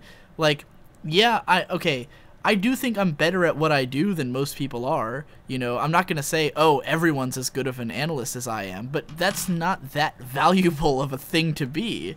It's not like me being a great analyst makes me the best person. You know, like whatever everyone else does is probably just as cool or even better. And I don't know, like, to me, this whole perception that it's like that I'm like that you should look up to me for that is weird. Like, it's like if my friends in real life, you know, they work regular ass jobs and none of them is like, oh, you're so much better because you do art jobs. And I don't feel that way either. You know, I'm proud of my friends for what they do, and I just don't want people to have this idea that I'm like some other kind of person than I am. This is what I want people to see. Oh, Digi's just a guy. He's not a fucking radio personality. He's just a guy, you know, who does things like everyone else does, you know, and that's who I am. I have some deep thoughts, like, because some people got like the perfectly understood what I was going for with the video, where they were saying this feels like I'm hanging out with you at like 3 a.m. and we're just talking over a cigarette. And I was like, that's exactly what it should be. Because that's what my life is. I talk to people at 3 a.m. and have a cigarette. Like, that's real me. And so if you're getting that out of the video, that sort of relaxed, conversational, we're just chilling vibe, then that's perfect, you know? It's quite interesting. Right now, it's about 3 a.m. where I am, so... Right, exactly. So to some extent, it's the same. And that's really important to me, that's the vibe I give off. And I like that people are... Like, the thing about this video and what's so great about it is that, yes, I've lost nearly 300 subscribers, and some people are bitching about the new style, but everyone who likes it, like, really, really likes it. They're like, this is better, this is more hitting me on a deeper level, this is more like what I want from you, you know? I had a bunch of patrons, like, increase their patronage. I have a bunch of new patrons because of it. One guy just sent me $20. Like, straight up, one of my patrons said that because there's no way to increase the patronage for just one video, he just sent me $20 on PayPal because he liked the video so much. I mean, it's a 5-minute video, you know, and he gave me $30 total for it, and I was like, damn, I know I've stumbled onto something real here, you know, if people care about it that much. So I definitely think it's miles better than what I've been doing, you know, appeals. And I have a video that I've been planning for a long time about the niche versus the broad, and how, like, broad stuff appeals to the most people, but niche stuff appeals to people on the deepest level. And that's why Jesse's Patreon took off so much faster than mine did, because my channel was really broad, so it appealed to everyone, but it didn't appeal to anyone on the same level that Jesse's videos do. To, like, the 1,000 people who watch his videos are, like, really intensely into it, you know? People like me and you who are like, oh my god, this guy is one of the best content creators on YouTube, you know? And, like, everyone subbed to Jesse feels that way, as opposed to, you know... I think my Patreon actually went down a little bit since I said that, because, like, I made a status on Facebook, and I'm like, hey guys, I'm gonna have a new review out tomorrow. And, like, that day, everybody, like, lowered their patron pledges. That's hilarious. Those fucking cocksuckers. But, yeah, I do think, though, that that's the case. Like, people who watch your videos are all really invested in who you are as a person. And, you know, and it is inaccessible. Like, you know, people watch my videos, and even if they don't really get it on, like, a deep level, they just see that it's something they can watch, and they subscribe, you know? People watch your videos, and if they don't get it, they're not gonna sub, you know? I know people who watch mine who don't like your channel, you know, because it's not as accessible. And Faggots! But it just means that you're reaching people on a deeper level, and that's important to me. And that's what I used to be, like, until, like, Pony. I was never this accessible before. And it's funny because all the avatars I've used in the past looked more like this, where, like, before I had the Digi Brony drawing, I had the character that I drew who had, like, the deep circles under the eyes and everything. My old action adventure RPG channel was a guy, like a little dude with a mustache who was drinking a beer the whole video, you know? Like, that's the kind of personality I like having. I like having the tired character who's kind of strung out and, you know, and just like looks like he just stumbled out of bed and took a drink and started talking, you know? I love that look, and I always wanted Digibrony to look like that. Like, the original artist had said that she was going to put bags under Digibrony's eyes for a long time, but she never got around to it. So, like, this has been in the making. This has been coming for a long time. Just like my dick. Oh! Yep. Oh! Oh. Oh. Oh no. And then everyone realized that I'd been talking for so long they had fallen asleep. And then everyone realized he's been coming this whole time. How great would that be? To just come for like an hour and a half. This sounds like the worst torture imaginable. That sounds like something a fucking warlock would curse you with. Oh shit. Yeah. Well, we did it. Are we done? I've got another fun game for you, Gibbon. go through everything I've ever done and find out how many unique laughs I've used in different videos. What? Almost every time I laugh, it's a little bit different. Like, just now it was like, and then before that it was like, and then like... Hey! That's like 500 million hours. There's so many fucking things now. Maybe. See, and that one just now was like I'm a enough, direct ha ha ha ha, like I was actually I'm enough of a loser to actually go through all that. Yeah. Speaking of which, I think, because of the faggot compilation I did, every time Jesse says faggot, my ears prick up. I can't help it. It's sort of like, oh, I gotta pause the video and write down the time code, but no, it's real. It's live. Oh no. You've ruined my life, but well, no, I ruined it myself. I've given you a trigger. Yeah.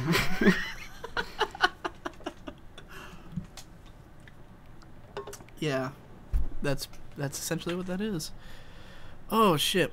You know what? I want to do more collabs with people who aren't pony people, just so I can promote them. Because do either of you watch Cloud Cuckoo Country? Yeah. Nope. No? He's great. Never heard of Gibbon him. does. I love him. He's a guy who does like book analysis, and he's like all of his friends are in the pony analysis fandom because he did like one pony analysis and met everyone in the fandom. Oh no, I've been there. What a curse. Right. So like everyone he knows is pony people. Like he's good friends with Tommy Oliver and Anthony C and stuff, but his channel never grows just because it's literary analysis and no one cares about books. Like he said that like he's looked into like the internet book culture and none of it is an analytical, which is really weird to me because like it seems like books of all things would have lots of analysis, but like I guess that culture just is not interested in that kind of thing, and so he's never found a way to promote his videos. And it's like every time I watch one of his videos and I see how low the hits are, I'm like, I really just want to read a book right now and analyze it just so I can promote his channel, like have an excuse to cross promote with him or collaborate or something, you know, because he needs more subs. He's only got like 1,000 and he does like really good work, and it's upsetting. It's weird. Out of the blue, the other day, he on Tumblr demanded that he do a collab with me, so I could do that. That would probably get him something. Yeah, you should do that. I mean, he's written some great stuff about Pony on like Tumblr and shit, but he doesn't tend to do videos on Pony. They're mostly literary, and he takes forever to get new videos out as well, like once a month maybe. But that's a big part of why like. If I were to start like really doing collabs, I really wanted to like do collabs with like all my old buddies like Cinemasochist and Aiden and like Johnny perfect example. Cinemasochist is another one who when I see his videos I'm like because the real problem with his channel is just that he's talking about shit no one cares about, you know, and that's the only issue. But that's like kind of the point. Like, is to bring to attention movies that no one remembers. But if he never, because I looked through his channel and he did not cover a single movie I've ever heard of. And it's like, I don't know if he hasn't promoted within film circuits at all, or if he just doesn't know how to promote his videos, because he has like no subs. He knows. I mean, me and him met on the That Guy forums a long time ago, and that's just like he's done the rounds of just constant promotion and everything, but it's just like I don't know. I've taken off the most out of all my old crew because I have the pony gimmick. Right. I mean, I feel like if he just covered like one movie that everyone cared about, it would be such a huge boost to his channel, but it would also kind of defeat the point of his channel, you know? So I'm like, I think a lot about this shit. Whenever I watch like lower sub channels that are good, I'm always sitting there like, how do I promote this? Like, how can this be big? Because it's good and it deserves to be, but it's just not. And I had the same problem when I did video game videos before I started doing Pony, where like I was doing the adventure action RPG series, and the whole point was that I wanted to talk about non-mainstream games because everyone would talk about mainstream games. But then I quickly realized that no one's going to watch a review of fucking Dungeon Keeper 1 and 2 for the fucking turbo graphics that I did a review of. And I was like, oh, where do I promote this? No one cares, you know? Even if it's like Muramasa the Demon Blade, no one fucking watched it, and It was really disappointing. So that's why I started posting them on my main channel, because I was like, fuck it, people will watch it if it's here. They don't care what it is. Yeah, that's the thing. Like, I want to restart a new Drowning in Footwear page, because the old one is so messed up from YouTube's copyright stuff that I can't upload basically anything at this point that's over 15 minutes long, and all my stuff is. So I want to start a new one, but it's like I'd have to re-upload all my old videos, make videos promoting it. I'm sure fucking a fraction of my followers would actually make the effort to follow one link to a new channel, because people are so fucking lazy. And then it's like, okay, well, I definitely want my Frozen review over there. It fucking belongs there. It's not a pony review, right? So I want to move that, but it's like everybody who'd see it has already fucking thumbed it up and commented on the pony. So if I put it there, no one will fucking watch it. I don't know. Fuck it. Gibbon, what is your favorite Drowning in Footwear video? Ooh, we're talking about favorite me. one. I'm trying to think. I do like the Hello Kitty review very much. That's I my do too. all-time favorite right there. That's like top 5 internet videos of all time for me. Like, yeah. I fucking love them. That and the SimCity one are my 2 favorites. Yeah, I was like really on a big time roll with those for like 1 month, and then the roll stopped. It was like those 2 and shit. the games are too expensive rant. Like, that's when I started watching you. I think you've done plenty of great work since then, but like just the SimCity one, just the whole idea of you, like the whole coming home like over the years thing. Yeah, that was a lot of fun, and I filmed it really fast, and it turned out really good, and everyone liked that one a lot. But again, it got fucking, maybe like only 1,000 views, and that's it. And it's just like, you start up a pony channel with this pony gimmick, and even if you're just half-assing it, people will subscribe to you. And I've got 4 times as many subscribers now, and I don't know, it's just fucking gay. It's fucking gay. Not that I'm half-assing my videos. My reviews I still work on pretty hard, but I just wish everyone cared about analysis videos as much as I do, and like not because it's pony. Like, cuz I don't even watch, like, pony analysis makes up maybe a fraction of all the videos I watch. But everything I watch is analysis. Like, I just countless fucking analytical channels, and I'm always like, oh man, this is the best thing ever, but no one cares about analysis as much as I do, where, I watch analysis of shit I've never even heard of constantly. I mean, I watch fucking Peter's videos. I've never heard of any movie he's talked about, and I don't intend to watch them. It's not like I watch this video and go, oh man, that looks cool, I'm gonna go see it. Almost all of them look atrocious to me, because I can't handle, like, 80s grindhouse style, so... Yeah. I mean, no, I don't know, like, for me, the best part of the Cinemasochist is that Winnie says something that I haven't heard of, and I'm like, oh, that's cool, I'll check that out. Because I totally have the same movie taste as him for the most part, other than I also like Disney movies and ponies, he doesn't care about, but... Because I'm an eclectic weirdo, but, I'm just not into, like... I've never been into grindhouse kind of cinema, or, like 80s horror. I don't know. I mostly because I have no background with it. Like, I've really never seen any movies like that, and especially not any that I enjoyed. So it's possible I could get into them eventually down the line, but so far I've had no interest. Yeah, the thing is, like, God, like, making those videos in the old days of Drowning in Footwear, it's like I'd work so hard on videos and get no views for them at all. And I still feel that way to an extent, but at least now I feel like I'm growing, at least, slowly. Right. Like, back then, it just felt like everything I was doing was for nothing. And it was, like, for 2 years of that. And, like, the breaking point was, like, last October. I don't know if you were paying attention then or following it closely then, but I went fucking crazy last October, and I was releasing a video, like a fully edited video, every day in October. Yeah, I remember that, And that month I had, like, 30 videos out. Albeit half of them were, like, the stupid message with fan videos. Oh, yeah, yeah. Those two. Well, those are more taxing than any fucking video that I've actually worked. Just fucking talking to people. I mean... I used to have, like, because that was when me and my friends were all, like, watching you a lot, because my brother listens to all of these, like, podcasts and all of your videos, and he's a big fan, and I have another friend who, you're, like, the only YouTuber he actually even watches, and, Like, we were all following your channel at once, and we just, like, kind of, like, a new episode would come out, we'd all talk about it. I'd be like, did you see the new drowning in footwear? And Victor would be like, yeah, I think he's finally gone off the deep end. And I'm like, I think he's been off the deep end. All those videos I ended up taking down, like, for the most of the October videos from that dark period I took down. Because it just got to a point where, like, I was looking through them all, I'm like, what is my channel becoming? Right. And it's just like, but, I don't know, I should, like, compile all of those Footwear Talks to a Fan videos and release them. Again, I think, just so that people can see what exactly I'm talking about when I say how annoying it is to have people messaging me on Skype. Because I don't think they really can empathize with it, and I don't think they really get it. And that's sort of the purpose of those videos. I should release them. I mean, personally, if someone calls me and I don't, like, they have not asked me, I'm never going to say yes. And if they do ask me, I'm never going to say yes.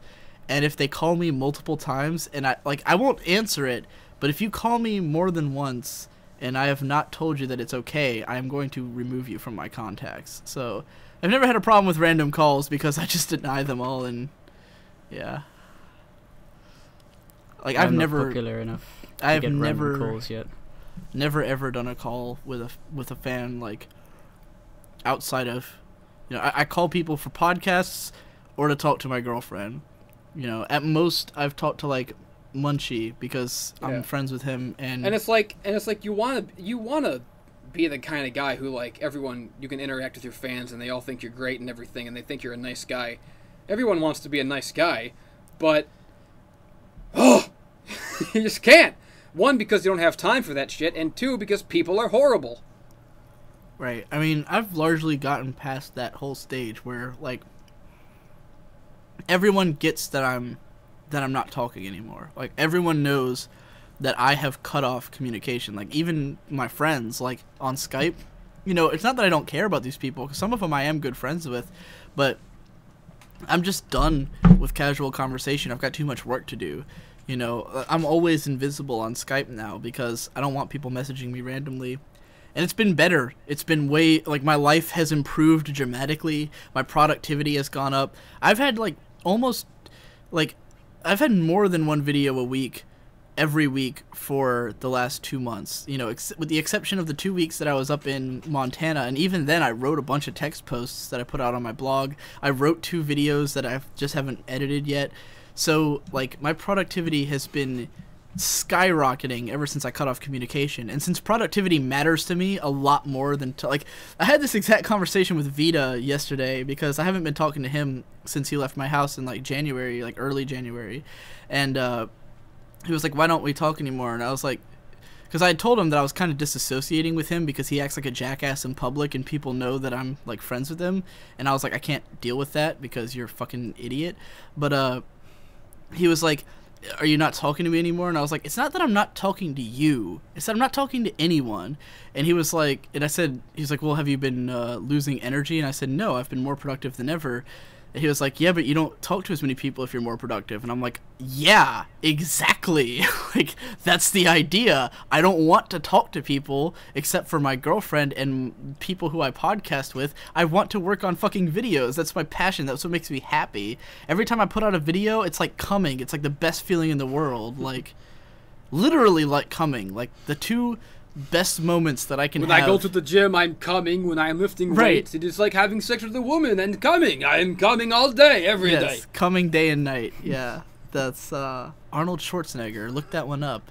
But yeah, that's how I feel. Like, literally the same exact feeling I get after sex is this feeling I get when I hit publish on a video and I've done all the work on it. And yep. And then the comments come in, and that's like that other feeling after sex when you're like, what have I done? No, like, because I like comments, so for me, the comments is the cuddling after the sex, but sometimes the cuddling is a little awkward when you... when I don't know, when the sex wasn't good, I guess. for me, the comments are when, like, it's after the sex and you're trying to wind down and then your mom's yelling at you from upstairs and you're naked. Where are the car keys? I need your car. Come up here and give me your car keys. That's the comments for me. It's the exact same feeling. Oh, Hey guys, I just released a really great video. I hope you all liked it. Do you really like ponies? I don't think you really like it. I don't understand this. Why didn't you like this episode? Let me tell you about my headcanon. Where are the car keys? Put your pants on. I don't care that you're naked. What's the, like, what you could do in your videos is maybe... And I know you don't care about the comments anyway, but you could just, like, do like Tom does and just put something at the end of the video for people to talk about. Because, like, he does, like, his comment sections, he's brilliant for this, because at the end of the video he'll say, like, alright, well, here's something in the episode, what did you think about that thing? Because it's clearly something that he's interested in hearing other opinions about, so all the comments are going to be about the thing that he asked about, you know, and then it's going to be a comment section that he can actually enjoy. You know, I've done that a couple times myself, where it was like a more abstract video that I didn't really want people to respond to, so I put something like, oh, tell me what you think of this animal or something, and then all the comments are that, and I don't have to worry about it, you know. That's pretty clever. I'm going to start doing that, but it's going to be questions completely unrelated to anything. Yeah. What do you think about Vladimir Putin's foreign policies? Exactly. You got to do that. Like, because it'll work. Like, on the one hand, you'll still get a bunch of comments that are about the video, but the comments you get about Vladimir Putin will be fucking way more fun to read, you know, so I promise it'll make your comment section better. Why is he talking about Vladimir Putin? Where's the car keys? This has nothing to do with ponies anymore. I just realized that all of my commenters are my mom. It's literally her with a secret computer all day under multiple accounts just pestering me, because that's her only mission in life. It's funny, earlier when you were giving that rant about your family, because I have always wondered, whenever you're, like, yelling in your videos, I'm like, are there people, like, does anyone in the house hear that? Is his mom always just like, what the fuck's going on down there? Like, oh my god, it's horrible. All she does is sit in that fucking chair when she's home and listen to me through the grate. And I come up and she goes, why are you swearing down there? What are you... Like, I can't even, like, walk to my own bathroom without having to walk past her and her, what are you doing down there? Why are you swearing? Are you mad? What are you mad for? Cocksucker. God damn it. I don't have any issues like that because my room is, like... I might as well... I won't even say it's like being in an apartment, because if you're in an apartment, you'd have... you know, close neighbors. My room is like being in a void in some other universe. Like, right now, it's 10, let's say, like 4 a.m. Sometimes I just, like, start blasting rap music, like turn the bass all the way up, and I'm just blasting music, and my room is so far away from the rest of the house that no one can hear it. And, like, all of our neighbors are far away, so it's like I'm in this little universe unto itself. It's pretty cool. Yeah, like, God forbid that I have to film something or use another part of the house, or God forbid sing something. That's the worst, but I already talked about that. But it's like the Frozen review. At the end of it, I go out and I play in the snow and I sing the song and all that shit. The first, I wanted that shot of it's like when the camera was pointing out the window and you just see me like running around the snow. That was like my Citizen Kane shot of like him in the sled out the window as a kid. I needed that shot. As soon as I had the idea, I thought, okay, I can't compromise. This shot for me personally is going to make the scene. I have to have that shot out the window, right? But as soon as I'm about to film it, now keep in mind I've just already been outside walking in the snow. I'm fucking freezing. I want to get this shit over with before I fucking dry off and get warm again and have to go out there again at some other day when it's fucking the weather's different or it gets all fucked up. It's like 5 o'clock. The sun's going down in 20 minutes. I have a very short window of time to do this fucking shit and do it right. As I'm setting this up, my fucking sister and her fucking boyfriend comes around and starts standing in the fucking kitchen for 6 hours, talking, yapping. I don't know what the fuck they're doing, making brownies, making cookies, diddling each other's buttholes. I don't fucking know. So I'm just sitting here, I'm down here, I'm in my undies, I'm covered in snow and water, just shivering, waiting for them to get the fuck out so I can go up there without anyone fucking seeing me and having to ask a million fucking 20 questions. What are you doing outside? Are you filming something? Can we watch? What are you doing? What's going on?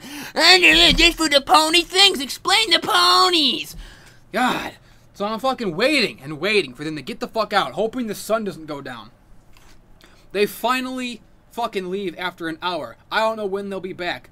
So I fucking run up there. I set the camera up. I turn it on. I run outside. I run out. I roll in the snow. I run back in. I grab the camera. I run downstairs in about 20 seconds. And nobody was ever any the wiser. Fucking mutants. I hate them. I hate them. Yeah, that's my life. Obnoxious. Thankfully, I don't have to deal with much of that. Like, my parents are very aware of my videos, but they don't, because I've been doing like anime blogging forever, and I'm always, you know, I'll talk about it, I'll be like, oh yeah, I wrote this great post and everyone loved it, and they'll be like, yeah, cool, but they just kind of assume that because they don't know the material, they have no interest, you know? I try to let my family in on as little as humanly possible of what I do, because they're just fucking idiots and they wouldn't get it. Like the Pinky Apple Pie when I had my sister, that's the first time I've ever allowed anyone in my family to have anything to do with the video, and it was just because I had that vision for that gag or whatever, right? And I needed her for it. But I don't know, like, filming it was fucking felt weird to me. I mean, you can probably tell it's fucking Birdemic quality acting, right? It's like it's awkward, but in a way that really worked. You know? It works because it's supposed to be awkward, but yeah, it felt fucking. I felt like my skin was fucking slimy doing it. Like, it felt really legitimate. Like, she really was like, yeah, I haven't seen you in a long time. We don't have any like, we have never spoken, you know, like. Yeah, exactly. And it's like, she's a peach. She got it. She was. Right. I mean, I get along with her pretty well. But again, the whole time we were filming it, my mom's upstairs in the kitchen. What are you two doing down there? Can Kane be a part of it? I want me to be a part of it. Let's all be a part of it. And I'm like, this fucking freaks. But I'm doing that. What the fuck was I fucking talking about? I see, I'm getting distracted because people are stomping around up there like a bunch of fucking monkeys in a zoo. And your music sounds like monkeys in a zoo. Oh, man. I literally can't remember what I was talking about 1 second ago. The point about my... Oh, yeah, it felt weird. Like, I never want my family to know anything. I hate them. Because then it finds out, you know, somehow they found out about Patreon. They found out that people send me a little bit of money. And, you know, it's not a lot of money. It's not enough to live off yet. It's like a tip jar, you know? Right. But somehow they found out. I think it's... Oh, because I told my sister in the video. So I guess she must have blabbed to my mom. Uh-huh. And I'm sure fucking he has a thing with Patreon and people can donate. I'm sure that somehow during the course of the phone call or the talking turned into, Jesse's fucking made it, and he's making millions of dollars off of his videos now. And all the videos that he makes $1 million off of. So now my mom's, well, you're making money. Why are you holding out on us? Why don't you fucking pay for this and pay for that and fucking buy me a car and fucking help me do this and pay the rent and pay the electric because I can't fucking gotta give me all your money. I know you've got money. You're holding out on us, you little twerp. I hate them. It's just my life. They never stop. You can't fucking save a nickel. You just gotta fucking... The only way is to fucking hide it away in a savings account and not tell anybody what you're doing ever. So I don't tell my family jack shit. I fucking hate them. Yeah. Well, that about wraps up this episode of Drowning in Horsecast. Yeah. Possibly the most depressing one. Fucking leeches, parasitic little fucking worms, leeching, fucking bugs on my nuts. Swinging on my nuts is a fucked up game. Fred Durst. Yeah, that's right. I like Limp Bizkit. They're not bad.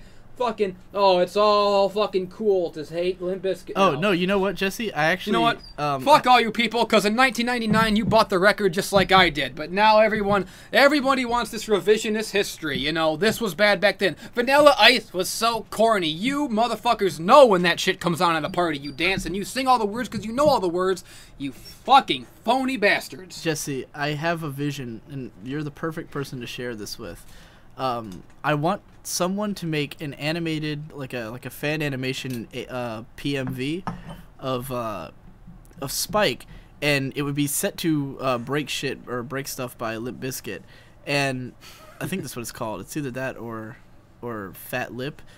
the popular one. It's all about the he says, she says bullshit. And like the first verse would be like he like wait, you know, like he gets woken up early by twilight and he's like pissed off, you know. He has to do all these fucking chores and it's like demeaning and he's just like ugh. And then like during the chorus he'd go to a bar and buy tickets to a Limp Bizkit show, and like during the second verse he'd just be like drinking at the bar, like getting wasted and just like thinking about how pissed off he is. And the second chorus comes in and he jumps into the mosh pit, and then like during like the bridge where it's like all building up, it'd be like him and Snips and Snails, and they'd all just be like facing down, and like it hits the breakdown where everything gets crazy, and they just like have this fucking crazy mosh pit, and like it would just be like this cheesy video about Spike like letting off steam at a Limp Bizkit show, and I think it would be perfect. Those are actually among the only comments that I get in my videos that I actually like, is when I see people on those Spike videos go, "Your Spike is now my canon Spike." Right. It's like, yes, I'm making a difference. Yeah, like that's I'd say your Spike is my canon Spike as well. It's way more fun to imagine him just like fuming underneath it all, you know, but not in a way that's like, because I hate that gay like fucking, oh, the character's mad at the world so he's gonna go on a killing spree eventually. It's like, I don't mean like that. I just mean he's gonna go to a Limp Bizkit concert and get into a fucking, you know, into a mosh pit. Like, it'd be like fun, fucking, you know? Pinkie Pie's sad today, so she's a serial killer. I hate that shit. It's just, no, he's just, I picture him just like a regular fucking guy who's sick of this bullshit that he deals with. Right, exactly. The kind of guy who goes home and listens to Eminem and like hates everyone, you know, exactly. Spike's my nigga. I always hated him, but this season he became my nigga. Yeah. Yeah. Anyway. I kind of forgot I was here. That about wraps up this episode of Drowning in Horsecast. We can all stop our recordings now. Wait, shall we sort of line it up by saying a thing? What thing? Oh, that's a good idea. Swag. Right. On the count of 3. 1, 2, 3. Swag. Okay. There we go. That was cute. I'm drowning in horseshoes.